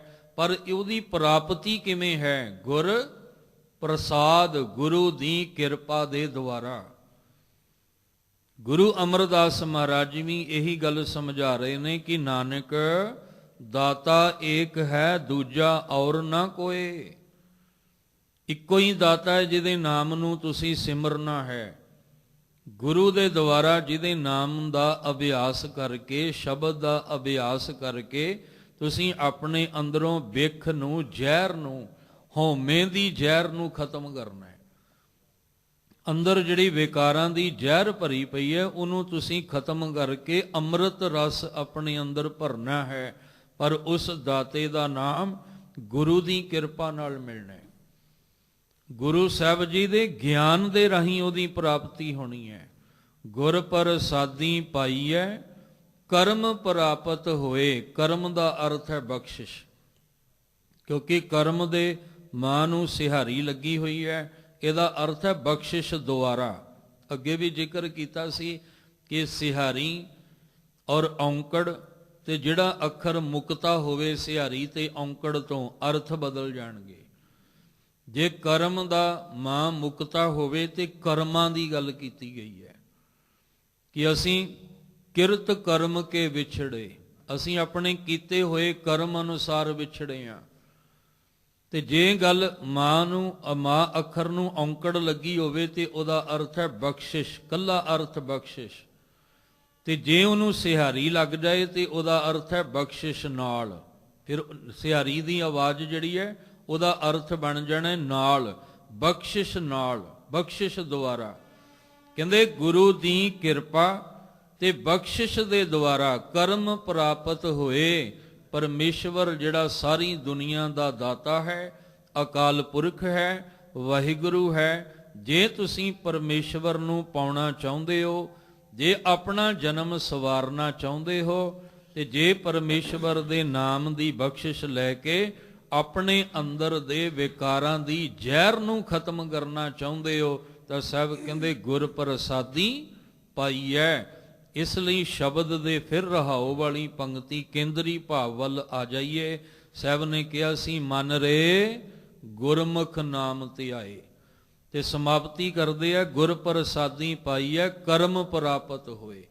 ਹੁਣ ਫਿਰ ਮਨ ਨੂੰ ਹੋਕਾ ਦੇ ਕੇ ਸਮਝਾਈਏ ਵੀ ਮਨਾ ਤੂੰ ਗੁਰੂ ਦੇ ਸਨਮੁਖ ਹੋ, ਤੇ ਗੁਰੂ ਸਾਹਿਬ ਜੀ ਦੇ ਸਨਮੁਖ ਹੋ ਕੇ ਨਾਮ ਨੂੰ ਧਿਆ, ਕਿਉਂਕਿ ਗੁਰੂ ਸਾਹਿਬ ਸ਼ਬਦ ਰਾਹੀਂ ਬੜੇ ਪ੍ਰੇਮ ਨਾਲ ਤੈਨੂੰ ਇਹ ਨਾਮ ਦ੍ਰਿੜ ਕਰਵਾ ਰਹੇ ਨੇ ਕਿ ਜਪੋ ਤਾਂ ਏਕੋ ਨਾਮਾ ਅਵਰ ਨਿਰਾਫਲ ਕਾਮਾ। ਜੇ ਅਸੀਂ ਗੁਰੂ ਨਾਲ, ਸਤਿਗੁਰੂ ਜੀ ਨਾਲ ਪਿਆਰ ਪਾ ਕੇ ਨਾਮ ਦੇ ਅਭਿਆਸੀ ਬਣ ਜਾਾਂਗੇ, ਫਿਰ ਸੱਚ ਜਾਣਿਓ ਇਸ ਜਨਮ ਨੂੰ ਸਵਾਰਨ ਲੱਗਿਆਂ ਰਸਤੇ ਵਿੱਚ ਜਿੰਨੀਆਂ ਵੀ ਔਂਕੜਾਂ ਆਉਣੀਆਂ ਨੇ, ਉਸ ਹਰ ਔਂਕੜ ਤੋਂ ਮੇਰੇ ਸਤਿਗੁਰੂ ਨੇ ਬਚਾ ਲੈਣਾ। ਵਿਖੜੇ ਦਾਓ ਲੰਘਾਵੇ ਮੇਰਾ ਸਤਿਗੁਰ। ਮੇਰਾ ਸਤਿਗੁਰੂ ਹਰ ਵਿਖਮ ਔਖੇ ਰਾਵਾਂ ਤੋਂ ਨਾਲ ਸਾਥ ਦੇ ਕੇ ਲੰਘਾਉਂਦਾ ਹੈ। ਸਾਥ ਕਿਹਦਾ? ਸ਼ਬਦ ਦਾ, ਬਾਣੀ ਦਾ। ਹਰ ਔਖੀ ਘੜੀ ਵਿੱਚੋਂ ਦੀ ਮੇਰੇ ਸਤਿਗੁਰੂ ਨੇ ਲੰਘਾ ਦੇਣਾ ਹੈ। ਪਰ ਸ਼ਰਤ ਇਹ ਹੈ ਕਿ ਸਤਿਗੁਰੂ ਨਾਲ ਪਿਆਰ ਹੋਵੇ ਤੇ ਸਤਿਗੁਰੂ ਦੇ ਭਾਣੇ ਦੇ ਵਿੱਚ, ਸਤਿਗੁਰੂ ਦੇ ਹੁਕਮ ਵਿੱਚ ਚੱਲਣਾ ਹੋਵੇ। ਧੰਨ ਗੁਰੂ ਅਮਰਦਾਸ ਮਹਾਰਾਜ ਜੀ ਨੇ ਅੱਜ ਦੇ ਅੰਮ੍ਰਿਤਮਈ ਬਚਨਾਂ ਵਿੱਚ ਜਿਹੜੀ ਗੱਲ ਸਮਝਾਈ ਉਹਨੂੰ ਫਿਰ ਦੁਹਰਾਉਂਦਿਆਂ ਹੋਇਆਂ ਧੰਨ ਬਾਬਾ ਦੀਪ ਸਿੰਘ ਜੀ ਦੇ ਜੀਵਨ ਵੱਲ ਆਵਾਂ। ਸਾਹਿਬ ਨੇ ਕਿਹਾ ਸੀ ਸੇ ਜਨ ਸੱਚੇ ਨਿਰਮਲੇ ਜਿਨ ਸਤਿਗੁਰ ਨਾਲ ਪਿਆਰ, ਸਤਿਗੁਰ ਕਾ ਭਾਣਾ ਕਮਾਵੰਦੇ ਬਿਖ ਹੋਮੈ ਤਜ ਵਿਕਾਰ। ਜਿਨ੍ਹਾਂ ਦਾ ਸਤਿਗੁਰੂ ਨਾਲ ਪਿਆਰ ਹੈ ਨਾ, ਉਹ ਫਿਰ ਸਤਿਗੁਰੂ ਦੇ ਭਾਣੇ ਨੂੰ, ਹੁਕਮ ਨੂੰ ਕਮਾਉਂਦੇ ਨੇ। ਸੁਣ ਕੇ ਅਣ ਸੁਣਿਆ ਨਹੀਂ ਕਰਦੇ, ਉਹ ਕਮਾਉਂਦੇ ਨੇ। ਤੇ ਜਿਹੜੇ ਕਮਾਉਂਦੇ ਨੇ ਫਿਰ ਉਹਨਾਂ ਦੇ ਕਦਮ ਕਦੇ ਲੜ ਖੜਾਉਂਦੇ ਨਹੀਂ। ਧਿਆਨ ਰੱਖਿਓ, ਇਹ ਉਹ ਘਰ ਹੈ ਮੇਰੇ ਸਤਿਗੁਰੂ ਦਾ, ਜਿੱਥੇ ਅਸੀਂ ਸਤਿਗੁਰੂ ਜੀ ਨੂੰ ਸਿਮਰਨਾ ਹੈ, ਸਤਿਗੁਰੂ ਨੂੰ ਪੂਜਣਾ ਹੈ। ਤੇ ਜਿਹਨੇ ਸਤਿਗੁਰੂ ਨੂੰ ਪੂਜਿਆ, ਸਾਹਿਬ ਕਹਿੰਦੇ ਉਹਨੂੰ ਵੀ ਦੁਨੀਆ ਪੂਜਦੀ ਹੈ। ਜਿੱਥੇ ਅਸੀਂ ਗੁਰੂ ਸਾਹਿਬ ਜੀ ਦੇ ਪੁਰਬ ਮਨਾਉਂਦੇ ਹਾਂ, ਦਿਹਾੜੇ ਮਨਾਉਂਦੇ ਹਾਂ, ਇਹ ਉਹ ਘਰ ਹੈ, ਉਹਨਾਂ ਮਹਾਨ ਗੁਰਸਿੱਖਾਂ ਦੇ ਵੀ ਦਿਹਾੜੇ ਮਨਾਏ ਜਾਂਦੇ ਆ, ਔਰ ਬੜੀ ਭਾਵਨਾ ਤੇ ਪਿਆਰ ਨਾਲ ਭਿੱਜੇ ਹੋਏ। ਤੁਸੀਂ ਰੋਜ਼ ਸੁਖਮਨੀ ਸਾਹਿਬ ਦਾ ਪਾਠ ਕਰਦੇ ਜਾਂ ਸੁਣਦੇ ਹੋਵੋਗੇ। ਅਸੀਂ ਗੁਰੂ ਸਾਹਿਬ ਜੀ ਨੂੰ ਇੱਕ ਵਾਰੀ ਨਹੀਂ 100 ਵਾਰੀ ਨਮਸਕਾਰਾਂ ਕਰਦੇ ਹਾਂ, ਕਿਉਂਕਿ ਸਾਡਾ ਫਰਜ਼ ਹੈ, ਅਸੀਂ ਗੁਰਸਿੱਖ ਹਾਂ, ਅਸੀਂ ਸਿੱਖ ਹਾਂ, ਆਪਣੇ ਗੁਰੂ ਨੂੰ ਨਮਸਕਾਰ ਕਰਨਾ ਫਰਜ਼ ਹੈ ਸਾਡਾ। ਪਰ ਕਮਾਲ ਦੀ ਗੱਲ ਹੈ, ਸਤਿਗੁਰੂ ਕਹਿੰਦੇ ਮੈਂ ਵੀ ਨਮਸਕਾਰ ਕਰਦਾ। ਗੁਰੂ ਸਾਹਿਬ ਕਹਿੰਦੇ ਤੁਸੀਂ ਸਾਰੀ ਦੁਨੀਆ ਭਾਵੇਂ ਨਮਸਕਾਰ ਮੈਨੂੰ ਕਰਦੀ ਹੋਵੇ, ਪਰ ਮੈਂ ਵੀ ਹਾਂ ਜਿਹਨੂੰ ਨਮਸਕਾਰ ਕਰਦਾ ਹਾਂ। ਗੁਰੂ ਨਾਨਕ ਸਾਹਿਬ ਜੀ ਨੇ ਆਪਣੇ ਮਹਾਨ ਗੁਰਸਿੱਖ ਭਾਈ ਲਹਿਣਾ ਜੀ ਨੂੰ ਜਦੋਂ ਨਮਸਕਾਰ ਕੀਤੀ ਸੀ ਤੇ ਸੀਸ ਨਵਾ ਗੁਰੂ ਅੰਗਦ ਦੇ ਪਾਤਸ਼ਾਹ ਦਾ ਰੂਪ ਬਣਾ ਦਿੱਤਾ ਸੀ। ਜਦੋਂ ਸੁਖਮਨੀ ਸਾਹਿਬ ਦੀ ਬਾਣੀ ਪੜ੍ਹੀਏ ਤੇ ਮਹਾਰਾਜ ਕਹਿੰਦੇ ਆਪ ਮੁਕਤ ਕਰੈ ਸੰਸਾਰ, ਨਾਨਕ ਤਿਸ ਜਨ ਕੋ ਸਦਾ ਨਮਸਕਾਰ। ਗੱਲ ਇੱਥੇ ਜਨ ਦੀ ਹੋ ਰਹੀ ਹੈ, ਤਿਸ ਜਨ ਕੋ ਸਦਾ ਨਮਸਕਾਰ। ਮਹਾਰਾਜ ਕਹਿੰਦੇ ਜਿਹਨੇ ਆਪਣੇ ਅੰਦਰ ਨੂੰ ਮੁਕਤ ਕਰ ਲਿਆ ਨਾ, ਤੇ ਜਿਹੜਾ ਦੂਜਿਆਂ ਨੂੰ ਵੀ ਇਸ ਰਾਹ ਤੋਰ ਕੇ ਮੁਕਤ ਕਰਦਾ ਹੈ, ਮੈਂ ਉਹਨੂੰ ਉੱਠ ਕੇ ਨਮਸਕਾਰ ਕਰਦਾ। ਰੋਜ਼ ਜਦੋਂ ਰਾਤਰੀ ਦੇ ਦੀਵਾਨਾਂ ਵਿੱਚ ਸਮਾਪਤੀ ਹੁੰਦੀ ਹੈ, ਤੇ ਜਦੋਂ ਗੁਰੂ ਸਾਹਿਬ ਮਹਾਰਾਜ ਜੀ ਨਿਜ ਅਸਥਾਨ ਤੇ ਚੱਲਦੇ ਆ, ਤੇ ਅਸੀਂ ਸੰਗਤੀ ਰੂਪ ਵਿੱਚ ਬਚਨ ਪੜ੍ਹਦੇ ਹਾਂ, ਜਿੱਥੇ ਜਾਏ ਬਹੈ ਮੇਰਾ ਸਤਿਗੁਰੂ ਸੋ ਥਾਨ ਸੁਹਾਵਾ ਰਾਮ ਰਾਜੇ। ਇਹਦੇ ਅਖੀਰਲੇ ਬਚਨ ਆਪਾਂ ਪੜ੍ਹਦੇ ਹਾਂ, ਜਿਨ ਨਾਨਕ ਸਤਿਗੁਰ ਪੂਜਿਆ। ਧਿਆਨ ਰੱਖਿਓ, ਕਈ ਜਨ ਬੜ ਜਾਂਦੇ ਆ। ਹੁਣ ਇੱਥੇ ਵੀ ਸਿਹਾਰੀ ਜੇ ਨਾ ਲਾਈਏ ਤੇ ਅਰਥ ਬਦਲ ਜਾਣੇ ਨੇ। ਜਿਨ ਨਾਨਕ ਸਤਿਗੁਰ ਪੂਜੀ, ਜਿਨ੍ਹਾਂ ਨੇ ਸਤਿਗੁਰੂ ਨੂੰ ਪੂਜਿਆ ਹੈ, ਜਿਨ੍ਹਾਂ ਨੇ ਸਤਿਗੁਰੂ ਨੂੰ ਆਪਣੇ ਹਿਰਦੇ ਵਿੱਚ ਪਿਆਰ ਨਾਲ ਵਸਾ ਕੇ ਭਾਣੇ ਵਿੱਚ ਚੱਲਣਾ ਕੀਤਾ ਹੈ। ਜਿਨ ਨਾਨਕ ਸਤਿਗੁਰ ਪੂਜਿਆ, ਤਿਨ ਹਰ ਪੂਜ ਕਰਾਵਾ। ਤਿੰਨ ਦਾ ਅਰਥ ਹੈ ਤਿਨਾਂ ਦੀ ਵੀ ਪੂਜਾ ਸੰਸਾਰ ਵਿੱਚ ਹੁੰਦੀ ਹੈ, ਭਾਵ ਉਹਨਾਂ ਦਾ ਮਾਣ ਸਨਮਾਨ ਵੀ ਦੁਨੀਆ ਵਿੱਚ ਹੁੰਦਾ ਹੈ। ਜਾਂ ਸੱਚੇ ਮਾਰਗ ਚਲਦਿਆਂ ਉਸਤਤ ਕਰੈ ਜਹਾਨ। ਐਸੀ ਕਰਨੀ, ਐਸੀ ਕਮਾਈ ਵਾਲਾ ਜੀਵਨ ਹੈ ਧੰਨ ਬਾਬਾ ਦੀਪ ਸਿੰਘ ਜੀ ਦਾ।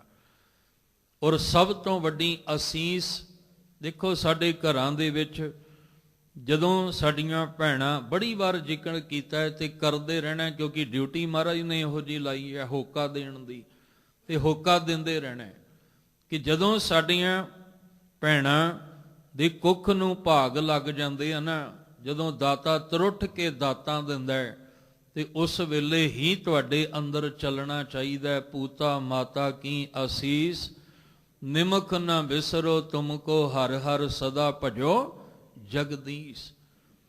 ਅੰਮ੍ਰਿਤਸਰ ਸਾਹਿਬ ਦੇ ਅੰਦਰ ਜਿਹੜਾ ਪਿੰਡ ਹੈ ਪਾਹੂ ਵਿੰਡ, ਜਿੱਥੇ ਕਮਾਈ ਵਾਲੇ ਜੀਵਨ ਰਹਿੰਦੇ ਆ, ਭਾਈ ਭਗਤਾ ਜੀ ਤੇ ਮਾਤਾ ਜਿਉਣੀ ਜੀ। ਦੇਖੋ, ਸੋਚ ਰਿਹਾ ਸੀ ਵੀ ਨਾਮ ਵੀ ਉਦਾਂ ਦੇ ਆ ਤੇ ਕਮਾਈ ਵੀ ਉਦਾਂ ਦੀ ਹੈ।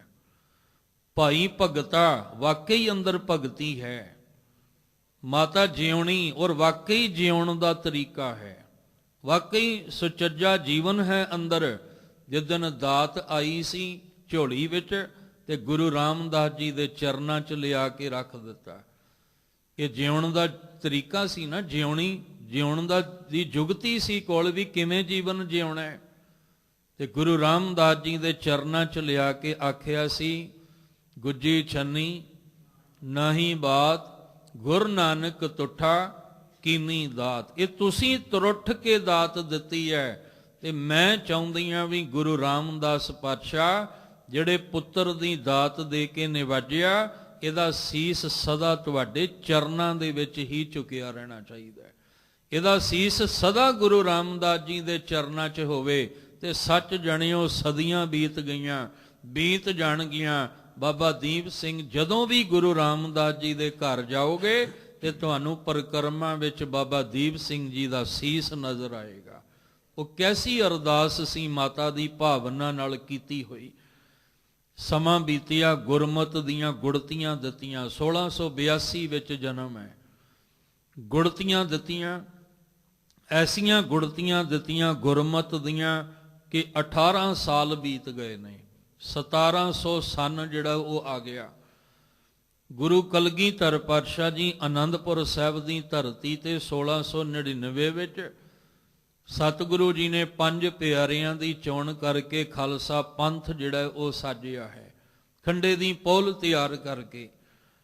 ਤੇ ਇੱਧਰ ਕਹਿੰਦੇ ਨੇ 1682 ਦਾ ਜਨਮ ਹੈ ਤੇ 1700 ਵਿਦਾ ਜਦੋਂ ਸਮਾਂ ਆਉਂਦਾ ਹੈ ਤੇ ਪਰਿਵਾਰ ਦੇ ਨਾਲ ਆਨੰਦਪੁਰ ਸਾਹਿਬ ਦੀ ਧਰਤੀ ਤੇ ਆਉਂਦੇ ਆ। ਕੈਸੀ ਅੰਦਰ ਗੁੜਤੀ ਦਿੱਤੀ ਸੀ ਮਾਂ ਨੇ 18 ਸਾਲ। ਕੈਸਾ ਅੰਦਰ ਗੁਰੂ ਗੁਰੂ ਦਾ ਜਾਪ ਕਰਵਾਉਂਦਿਆਂ ਰੰਗ ਦਿੱਤਾ ਸੀ ਕਿ ਜਿੱਦਣ ਗੁਰੂ ਕਲਗੀਧਰ ਪਾਤਸ਼ਾਹ ਦਸ਼ਮੇਸ਼ ਪਿਤਾ ਜੀ ਦਾ ਦੀਦਾਰ ਕੀਤਾ, ਅੰਦਰ ਸੱਚਾ ਨੇਹ ਲਾਇਆ ਪ੍ਰੀਤਮ ਆਪਣੇ, ਤਨ ਮਨ ਹੋਏ ਨਿਹਾਲ ਜਾਂ ਗੁਰ ਦੇਖਾ ਸਾਹਮਣੇ। ਜਦੋਂ ਸਾਹਮਣੇ ਗੁਰੂ ਦੇਖਿਆ ਬਸ ਆਪਣਾ ਆਪਾ ਸਮਰਪਣ ਕਰ ਦਿੱਤਾ। ਕੁਝ ਦਿਨ ਰਹਿ ਕੇ ਸੇਵਾ ਕਮਾਈ। ਜਦੋਂ ਸੇਵਾ ਕਮਾ ਕੇ ਪਰਿਵਾਰ ਪਿੱਛੇ ਵਾਪਸ ਮੁੜਨ ਲੱਗਾ ਤੇ ਪੁੱਤਰ ਨਾਮ ਰੱਖਿਆ ਸੀ ਦੀਪਾ। ਤੇ ਦੀਪਾ ਭਾਵ ਬਾਬਾ ਦੀਪ ਸਿੰਘ ਜੀ। ਉਹਨਾਂ ਆਖਿਆ ਵੀ ਮਾਂ ਪਿਤਾ ਜੀ ਮੈਂ ਇੱਕ ਬੇਨਤੀ ਕਰਨਾ ਚਾਹੁੰਦਾ ਤੁਹਾਨੂੰ, ਜੇ ਤੁਸੀਂ ਮੰਨ ਲਓ। ਤੁਸੀਂ ਮੈਨੂੰ ਕਲਗੀਧਰ ਪਾਤਸ਼ਾਹ ਦੇ ਚਰਨਾਂ 'ਚ ਲੈ ਤਾਂ ਆਏ ਹੋ, ਪਰ ਮੇਰਾ ਚਿੱਤ ਕੋਈ ਨਹੀਂ ਕਰਦਾ ਜਾਣ ਨੂੰ। ਕਿੰਨਾ ਚੰਗਾ ਹੋਵੇ ਜੇ ਤੁਸੀਂ ਮੈਨੂੰ ਇੱਥੇ ਹੀ ਛੱਡ ਜਾਓ। ਤਾਂ ਉਸ ਦਿਨ ਮਾਂ-ਬਾਪ ਦਾ ਹਿਰਦਾ ਖੁਸ਼ੀ ਨਾਲ ਭਰ ਜਾਂਦਾ ਹੈ ਜਿੱਦਣ ਧੀ ਪੁੱਤ ਕਵੇ ਵੀ ਅੱਜ ਮੈਂ ਗੁਰੂ ਘਰ ਜਾਣਾ ਹੈ, ਅੱਜ ਮੈਂ ਸੇਵਾ ਕਰਨੀ ਹੈ, ਅੱਜ ਮੈਂ ਜਾ ਕੇ ਸੰਗਤ ਵਿੱਚ ਜੁੜਨਾ ਹੈ। ਤੇ ਉਸ ਦਿਨ ਹਿਰਦਾ ਖੁਸ਼ੀ ਨਾਲ ਭਰ ਜਾਂਦਾ ਹੈ। ਕਿਉਂਕਿ ਕਈ ਮਾਪੇ ਰੋਂਦੇ ਨੇ ਅੱਜ ਵੀ। ਉਹ ਕਹਿੰਦੇ ਸਾਡੇ ਬੱਚਿਆਂ ਦੀ ਅਰਦਾਸ ਕਰੋ, ਇਹ ਹਰ ਥਾਂ ਤੇ ਜਾਂਦੇ ਨੇ ਪਰ ਗੁਰੂ ਘਰ ਨਹੀਂ ਆਉਂਦੇ। ਇਹ ਹਰ ਥਾਂ ਤੇ ਜਾਂਦੇ ਆ ਪਤਾ ਨਹੀਂ ਕਿੰਨੇ ਕਿੰਨੇ ਗੀਤ ਗਾਉਂਦੇ ਰਹਿੰਦੇ ਨੇ ਪਰ ਬਾਣੀ ਨਹੀਂ ਇਹ ਗਾਉਂਦੇ, ਬਾਣੀ ਨਹੀਂ ਪੜ੍ਹਦੇ। ਉਹਨਾਂ ਮਾਪਿਆਂ ਨੂੰ ਪੁੱਛੋ ਜਿਨ੍ਹਾਂ ਦੇ ਅੰਦਰ ਦੁੱਖ ਹੈ ਕਿ ਸਾਡੀ ਔਲਾਦ, ਸਾਡਾ ਧੀ ਪੁੱਤ ਗੁਰੂ ਘਰ ਨਾਲ ਜੁੜਦਾ ਨਹੀਂ ਪਿਆ। ਸਤਿਗੁਰੂ ਮਿਹਰ ਕਰਨ ਕਿਤੇ ਨਾ ਕਿਤੇ ਤਾਂ ਅਸੀਂ ਵੀ ਕਸੂਰਵਾਰ ਹੋਵਾਂਗੇ ਕਿ ਬਚਪਨ ਤੋਂ ਹੀ ਅਸੀਂ ਉਹਨਾਂ ਦੀਆਂ ਜੜ੍ਹਾਂ ਵਿੱਚ ਗੁਰਮਤ ਦੀ ਗੁੜਤੀ ਕਿਉਂ ਨਹੀਂ ਪਾਈ। ਸਤਿਗੁਰੂ ਮਿਹਰ ਕਰਨ ਕਿੰਨੀ ਖੁਸ਼ੀ ਹੋਈ ਮਾਤਾ ਜਿਉਣੀ ਜੀ ਤੇ ਪਿਤਾ ਭਗਤਾ ਭਾਈ ਭਗਤਾ ਜੀ ਨੂੰ। ਉਹਨਾਂ ਆਖਿਆ ਪੁੱਤਰ ਹੋਰ ਕੀ ਚਾਹੀਦਾ ਸਾਨੂੰ, ਜੇ ਤੂੰ ਕਲਗੀਧਰ ਪਾਤਸ਼ਾਹ ਦਸ਼ਮੇਸ਼ ਪਿਤਾ ਗੁਰੂ ਗੋਬਿੰਦ ਸਿੰਘ ਜੀ ਦੇ ਚਰਨਾਂ ਵਿੱਚ ਰਹਿਣਾ ਹੈ। ਇੱਥੇ ਰਹਿ ਕੇ ਸੇਵਾ ਕਮਾਈ, ਨਾਲ ਸਹਿਯੋਗ ਮਿਲ ਗਿਆ ਭਾਈ ਸਾਹਿਬ ਭਾਈ ਮਨੀ ਸਿੰਘ ਜੀ। ਕਮਾਉਂਦੇ ਨੇ, ਵਿਦਿਆ ਹਾਸਲ ਕੀਤੀ ਹੈ। ਖੰਡੇ ਦੀ ਪੌਲ ਲੈ ਕੇ ਫਿਰ ਇੱਥੇ ਭਾਈ ਦੀਪ ਸਿੰਘ ਬਣ ਗਏ। ਦੀਪਾ ਤੋਂ ਭਾਈ ਦੀਪ ਸਿੰਘ ਬਣ ਕੇ ਖੰਡੇ ਦੀ ਪੌਲ ਲੈ ਕੇ ਬਾਣੇ ਨੂੰ ਵੀ ਕਮਾਇਆ ਤੇ ਬਾਣੀ ਨੂੰ ਵੀ ਕਮਾਇਆ। ਅੱਜ ਗੁਰੂ ਅਮਰਦਾਸ ਮਹਾਰਾਜ ਨੇ ਕਿਹਾ, ਸਾਹਿਬ ਕਹਿੰਦੇ ਸੇ ਜਨ ਸੱਚੇ ਨਿਰਮਲੇ ਜਿਨ ਸਤਿਗੁਰ ਨਾਲ ਪਿਆਰ। ਉਹ ਅਸਲ ਵਿੱਚ ਨਿਰਮਲੇ ਪਵਿੱਤਰ ਸੱਚੇ ਨੇ ਜਿਨ੍ਹਾਂ ਦਾ ਸਤਿਗੁਰੂ ਦੇ ਨਾਲ ਪਿਆਰ ਹੈ। ਸਤਿਗੁਰ ਕਾ ਭਾਣਾ ਕਮਾਉਂਦੇ, ਉਹੀ ਸਤਿਗੁਰੂ ਦੇ ਭਾਣੇ ਨੂੰ ਕਮਾਉਂਦੇ ਆ। ਗੁਰੂ ਗੋਬਿੰਦ ਸਿੰਘ ਮਹਾਰਾਜ ਦੇ ਚਰਨਾਂ 'ਚ ਰਹਿ ਕੇ ਬਾਣੀ ਨੂੰ ਵੀ ਕਮਾਇਆ ਹੈ ਤੇ ਬਾਣੀ ਨੂੰ ਵੀ ਕਮਾਇਆ। ਜਿਹਦਾ ਸਤਿਗੁਰੂ ਨਾਲ ਪਿਆਰ ਨਹੀਂ ਸੀ ਨਾ, ਮਾਫ ਕਰਨਾ, ਉਹਨੇ ਬਾਣੀ ਨਾਲ ਵੀ ਖਿਲਵਾੜ ਕੀਤਾ, ਉਹਨੇ ਬਾਣੇ ਨਾਲ ਵੀ ਖਿਲਵਾੜ ਕੀਤਾ। ਨਾ ਉਹਨੇ ਬਾਣੇ ਦੀ ਕਦਰ ਕੀਤੀ ਨਾ ਬਾਣੀ ਦੀ ਕਦਰ ਕਿਹਨੇ ਕੀਤੀ, ਜਿਹਦਾ ਸਤਿਗੁਰੂ ਨਾਲ ਪਿਆਰ ਸੀ। ਉਹਨੇ ਕਮਾਇਆ, ਉਹਨੇ ਬਾਹਰੋਂ ਵੀ ਸੂਰਮਾ ਬਣ ਕੇ ਦਿਖਾਇਆ ਤੇ ਅੰਦਰੋਂ ਵੀ ਬਣ ਕੇ ਦਿਖਾਇਆ। ਮਹਾਰਾਜ ਕਹਿੰਦੇ ਜਾਂ ਕੋ ਹਰ ਰੰਗ ਲਾਗੋ ਇਸ ਯੁੱਗ ਮੈਂ, ਸੋ ਕਹੀਅਤ ਹੈ ਸੂਰਾ। ਤੇ ਜਿੱਦਣ ਬਾਬਾ ਦੀਪ ਸਿੰਘ ਜੀ ਨੇ ਖੰਡੇ ਦੀ ਪੌਲ ਲਈ ਹੋਏਗੀ, ਉਸ ਦਿਨ ਉਹਨਾਂ ਨੂੰ ਦ੍ਰਿੜ ਕਰਵਾਇਆ ਹੋਏਗਾ ਕਿ ਜੋ ਤਉ ਪ੍ਰੇਮ ਖਿਲਨ ਕਾ ਚਾਓ, ਸਿਰ ਧਰ ਤਲੀ ਗਲੀ ਮੇਰੀ ਆਓ, ਇਤ ਮਾਰਗ ਪੈਰ ਧਰੀਜੈ, ਸਿਰ ਦੀਜੈ ਕਾਣ ਨਾ ਕੀਜੈ। ਜਿਸ ਦਿਨ ਖੰਡੇ ਦੀ ਪੌਲ ਲਈ ਹੋਏਗੀ ਆਨੰਦਪੁਰ ਸਾਹਿਬ ਦੀ ਧਰਤੀ ਤੇ ਉਸ ਵੇਲੇ ਆਖਿਆ ਹੋਏਗਾ ਪਹਿਲਾਂ ਮਰਨ ਕਬੂਲ, जीवन की छड़ आस, हो सबना की ऋण का तव आओ हमारे पास। कमाया, समा आया, परत के फिर वापस अपने पिंड पाहू विंड आ जाते हैं। ਜਦੋਂ ਇਹ ਪਿੰਡ ਆ ਕੇ ਗੁਰਮਤ ਦਾ ਪ੍ਰਚਾਰ ਕਰਦੇ ਨੇ, ਬਾਣੇ ਤੇ ਬਾਣੀ ਨਾਲ ਜੋੜਦੇ ਆ ਸਿੱਖ ਸੰਗਤਾਂ ਨੂੰ, ਇੱਧਰ ਆਨੰਦਪੁਰ ਸਾਹਿਬ ਨੂੰ ਘੇਰਾ ਪੈ ਜਾਂਦਾ ਹੈ। ਤੇ ਉਹ ਤਕਰੀਬਨ ਆਪਾਂ ਸਾਰੇ ਜਾਣਦੇ ਹਾਂ 7-8 ਮਹੀਨੇ ਦਾ ਘੇਰਾ ਹੈ।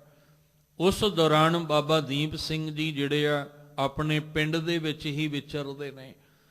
ਇਸ ਦੌਰਾਨ ਆਨੰਦਪੁਰ ਸਾਹਿਬ ਦਾ ਕਿਲਾ ਵੀ ਗੁਰੂ ਸਾਹਿਬ ਮਹਾਰਾਜ ਛੱਡਦੇ, ਜੋ ਸਰਸਾ ਤੇ ਪਰਿਵਾਰ ਵਿਛੋੜਾ ਹੁੰਦਾ ਹੈ। ਸਫ਼ਰ ਤੈਅ ਕਰਦਿਆਂ ਮਹਾਰਾਜ ਜੀ ਮੁਕਤਸਰ ਸਾਹਿਬ ਦੀ ਧਰਤੀ ਤੋਂ ਹੁੰਦਿਆਂ ਸਾਬੋ ਕੇ ਤਲਵੰਡੀ, ਜਿਹਨੂੰ ਅੱਜ ਆਪਾਂ ਦਮਦਮਾ ਸਾਹਿਬ ਕਹਿੰਦੇ ਆ, ਇੱਥੇ ਆਏ ਨੇ। ਭਾਈ ਮਨੀ ਸਿੰਘ ਜੀ ਦਿੱਲੀ ਤੋਂ ਚੱਲ ਕੇ ਆਏ ਨੇ। ਉਦੋਂ ਗੁਰੂ ਕਲਗੀਧਰ ਪਾਤਸ਼ਾਹ ਜੀ ਨੇ ਆਖਿਆ, ਭਾਈ ਮਨੀ ਸਿੰਘ ਜੀ, ਅੱਜ ਅਸੀਂ ਤੁਹਾਨੂੰ ਲਿਖਾਰੀ ਬਣਾ ਕੇ ਤੇ ਬਾਣੀ ਲਿਖਾਉਣੀ ਹੈ। ਪਹਿਲੇ ਲਿਖਾਰੀ ਨੇ ਭਾਈ ਗੁਰਦਾਸ ਜੀ। ਗੁਰੂ ਅਰਜਨ ਦੇਵ ਮਹਾਰਾਜ ਪਾਤਸ਼ਾਹ ਜੀ ਨੇ ਰਾਮਸਰ ਦੇ ਅਸਥਾਨ ਤੇ ਬੈਠ ਕੇ ਸਾਰੀ ਬਾਣੀ ਆਪ ਸੁਧਾਈ ਕਰਵਾ ਕੇ ਲਿਖਵਾਈ ਹੈ, ਜਿਹਨੂੰ ਅੱਜ ਆਪਾਂ ਕਰਤਾਰਪੁਰ ਵਾਲੀ ਬੀੜ ਕਹਿੰਦੇ ਆ।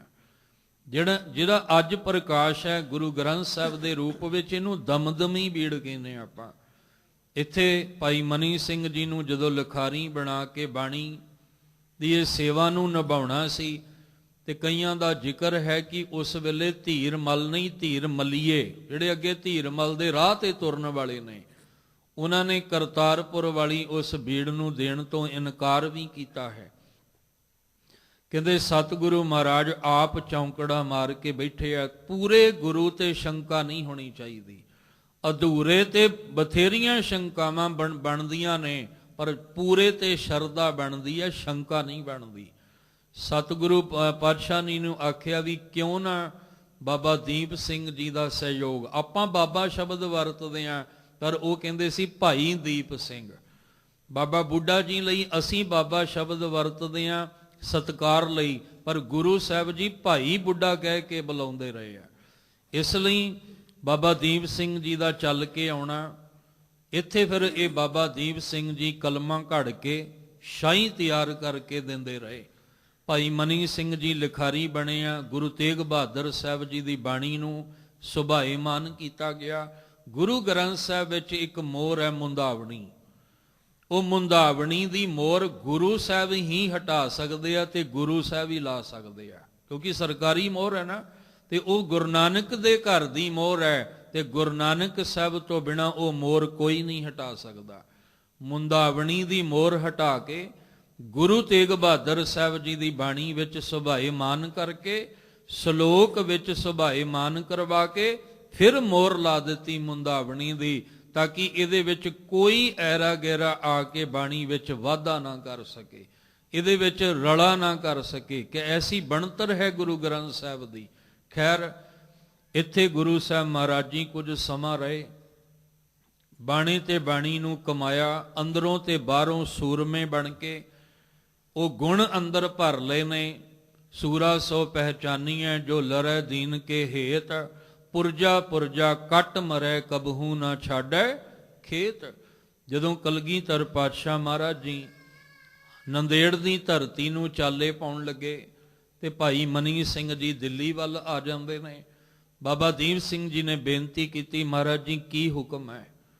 ਤੁਹਾਡੇ ਭਾਣੇ ਵਿੱਚ ਆਪਣਾ ਆਪਾ ਸਮਰਪਣ ਕੀਤਾ ਹੈ ਤੇ ਸਤਿਗੁਰ ਕਾ ਭਾਣਾ ਕਮਾਮ ਦੇ, ਤੁਹਾਡੇ ਭਾਣੇ ਨੂੰ ਹੁਕਮ ਨੂੰ ਕਮਾਉਣਾ ਹੈ, ਦੱਸੋ। ਮਹਾਰਾਜ ਕਹਿੰਦੇ ਫਿਲਹਾਲ ਕਲਮ ਚਲਾਓ, ਤੇ ਜਿੱਦਣ ਸਮਾਂ ਆਏਗਾ ਉਸ ਦਿਨ ਖੰਡਾ ਵੀ ਚਲਾਉਣਾ। ਔਰ ਇਹ ਉਹ ਘਰ ਹੈ, ਅਕਸਰ ਕਹਿੰਦੇ ਆ ਵੀ ਬੰਦਾ ਜਵਾਨੀ ਵਿੱਚ ਆਪਣੇ ਹੋਸ਼ ਗਵਾ ਬੈਠਦਾ ਹੈ, ਪਰ ਇਹ ਉਹ ਘਰ ਹੈ ਜਿੱਥੇ ਕਹਿੰਦੇ ਨੇ ਜੋਬਨ ਵਿੱਚ ਕਲਮ ਚਲਵਾਈ, ਤੇ ਜਿੱਦਣ ਬੜੇਪਾ ਆਇਆ ਸੀ ਉਸ ਦਿਨ ਖੰਡਾ ਚਲਵਾ ਦਿੱਤਾ। ਇਹ ਉਹ ਘਰ ਹੈ ਗੁਰੂ ਸਾਹਿਬ ਜੀ ਦਾ।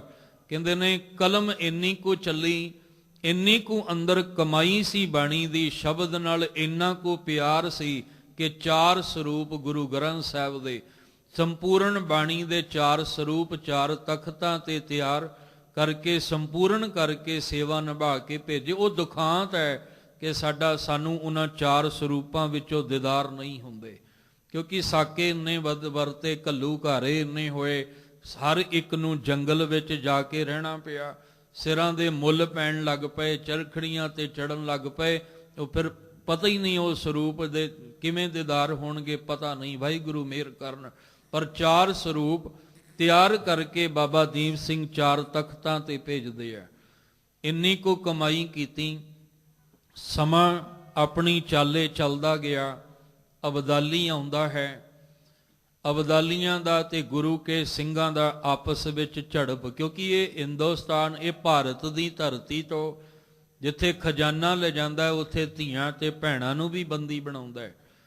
ਪਰ ਜਿਸ ਦਿਨ ਇਹਦਾ ਹੀ ਥਾਪਿਆ ਹੋਇਆ, ਕਹਿੰਦੇ ਜਹਾਨ ਖਾਨ, ਔਰ ਇਹਦਾ ਅਬਦਾਲੀ ਦਾ ਪੁੱਤਰ ਹੈ ਤਮੂਰ, ਇਹਨਾਂ ਦੇ ਨਿਸ਼ਾਨੇ ਤੇ ਹਰਮੰਦਰ ਸਾਹਿਬ, ਅੰਮ੍ਰਿਤਸਰ ਸਿਫਤੀ ਦਾ ਘਰ, ਡਿੱਠੇ ਸਭੇ ਥਾਮ ਨਹੀਂ ਤੁਧ ਜਹਿਆ। ਜਦੋਂ ਕਹਿੰਦੇ ਨੇ ਪਤਾ ਲੱਗਾ ਵੀ ਇਹ ਸਰੋਵਰ ਵਿੱਚ ਤੇ ਹਰਮੰਦਰ ਸਾਹਿਬ ਦਰਬਾਰ ਸਾਹਿਬ ਵਿੱਚ ਇਹਨਾਂ ਗੁਰੂ ਕੇ ਸਿੱਖਾਂ ਨੂੰ ਆਬੇ ਹਯਾਤ ਪੀਣ ਵਾਸਤੇ ਮਿਲਦਾ ਹੈ, ਅੰਮ੍ਰਿਤ, ਜਿਹਦੇ ਨਾਲ ਇਹ ਸਦਾ ਜੀਵਤ ਰਹਿੰਦੇ ਆ। ਅੰਮ੍ਰਿਤ ਪੀਵੋ ਸਦਾ ਚਿਰ ਜੀਵੋ, ਇਹਨਾਂ ਨੂੰ ਕੋਈ ਮਾਰ ਮੁਕਾ ਹੀ ਨਹੀਂ ਸਕਦਾ। ਉਸ ਵੇਲੇ ਅਬਦਾਲੀ ਦੇ ਹੁਕਮ ਅਨੁਸਾਰ ਕਹਿੰਦੇ ਨੇ ਇਹ ਪਾਵਨ ਸਰੋਵਰ ਵੀ ਪੂਰ ਦਿੱਤਾ ਤੇ ਅੰਮ੍ਰਿਤਸਰ ਹਰਮੰਦਰ ਸਾਹਿਬ ਦਰਬਾਰ ਸਾਹਿਬ ਦੀ ਬੇਅਦਬੀ ਹੁੰਦੀ ਹੈ, ਜਿਹਦੀ ਖਬਰ ਬਾਬਾ ਦੀਪ ਸਿੰਘ ਜੀ ਨੂੰ ਮਿਲਦੀ ਹੈ। ਉਸੇ ਵੇਲੇ ਕਹਿੰਦੇ ਗੁਰੂ ਕਲਗੀਧਰ ਪਾਤਸ਼ਾਹ ਦਾ ਬਚਨ ਚੇਤੇ ਆਉਂਦਾ ਹੈ ਕਿ ਇਹ ਮਹਾਨ ਜਿੰਦਾ ਸ਼ਹੀਦ, ਧਿਆਨ ਰੱਖਿਓ, ਜਿੰਦਾ ਸ਼ਹੀਦ ਦਾ ਖਿਤਾਬ ਬੰਦਾ ਸਿੰਘ ਬਹਾਦਰ ਜਦੋਂ ਆਉਂਦਾ ਨਾ ਸਰਹੰਦ ਵੱਲ, ਤੇ ਉਸ ਵੇਲੇ ਬੰਦਾ ਸਿੰਘ ਬਹਾਦਰ ਦੇ ਨਾਲ ਜਦੋਂ ਇਹਨਾਂ ਨੇ ਲੜਾਈ ਲੜੀ ਤੇ ਬੰਦਾ ਸਿੰਘ ਬਹਾਦਰ ਨੇ ਖਿਤਾਬ ਦਿੱਤਾ ਸੀ ਕਿ ਤੁਸੀਂ ਜਿੰਦਾ ਸ਼ਹੀਦ ਹੋ, ਅਮਰ ਸ਼ਹੀਦ ਮਰਦ।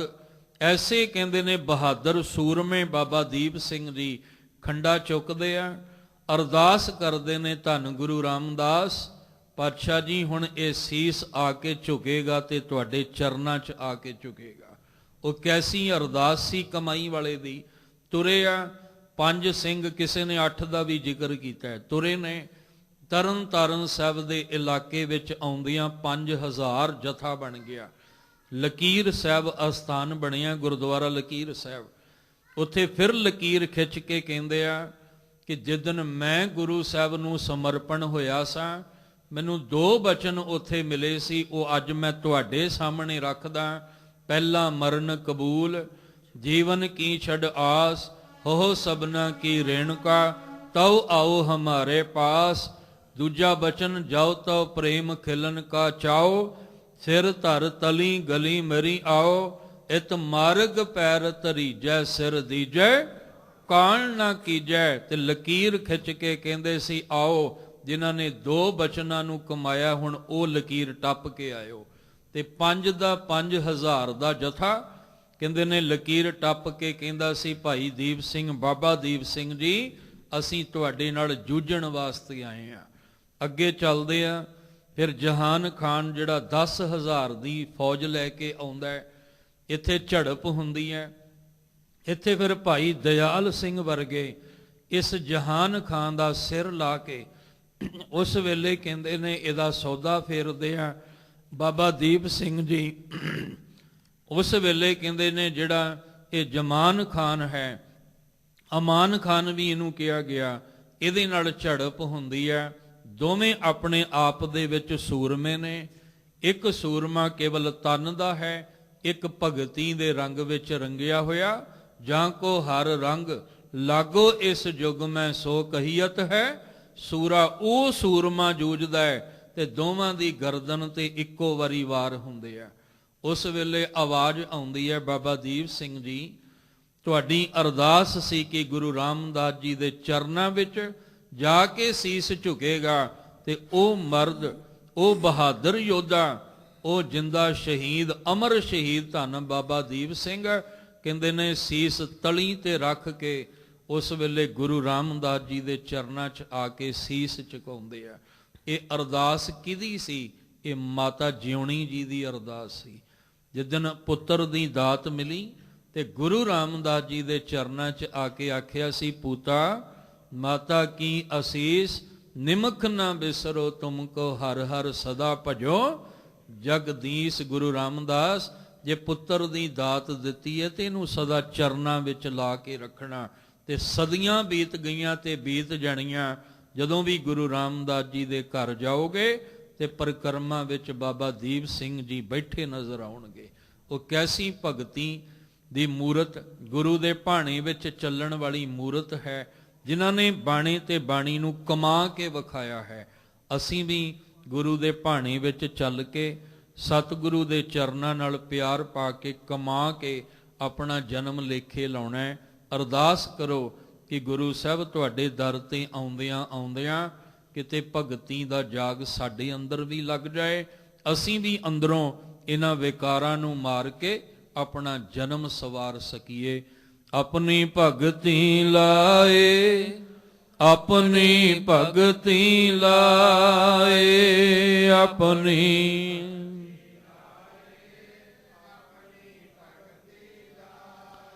ਫਿਰਤ ਫਿਰਤ ਪ੍ਰਭ ਆਇਆ, ਫਿਰਤ ਫਿਰਤ ਪ੍ਰਭ ਆਇਆ।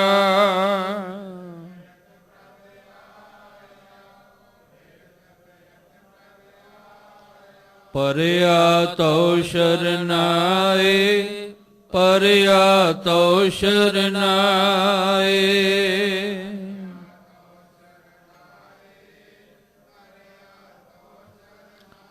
ਨਾਨਕ ਕੀ ਪ੍ਰਭ ਬੇਨਤੀ, ਨਾਨਕ ਕੀ ਪ੍ਰਭ ਬੇਨਤੀ।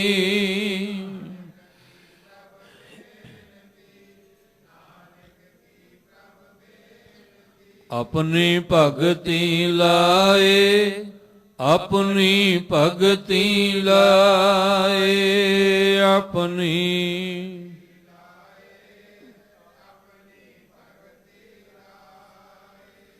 ਆਪ ਸਮੁੱਚੀ ਸੰਗਤ ਨੂੰ ਗੁਰਦੁਆਰਾ ਦੂਖ ਨਿਵਾਰਨ ਸਾਹਿਬ, ਸਮੁੱਚੀ ਪ੍ਰਬੰਧਕ ਕਮੇਟੀ, ਸੁਖਮੂ ਸੇਵਾਦਾਰ ਸਭਨਾਂ ਵੱਲੋਂ ਧੰਨ ਧੰਨ ਬਾਬਾ ਦੀਪ ਸਿੰਘ ਜੀ ਦੇ ਜਨਮ ਦਿਹਾੜੇ ਦੀਆਂ ਬਹੁਤ ਬਹੁਤ ਆਪ ਜੀ ਨੂੰ ਵਧਾਈਆਂ।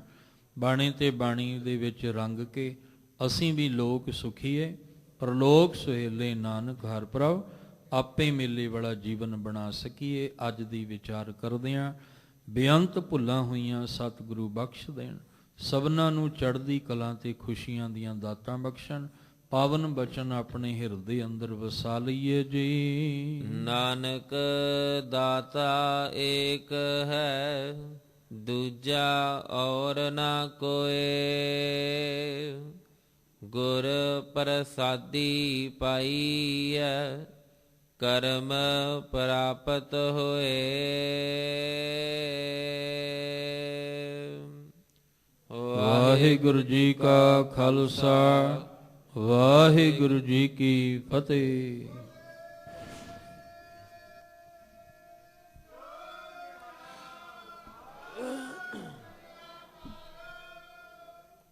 ਰਾਮ ਕਲੀ ਮਹੱਲਾ ਤੀਜਾ। ਆਨੰਦ ਇੱਕ ਓੰਕਾਰ ਸਤਿ ਗੁਰ ਪ੍ਰਸਾਦ।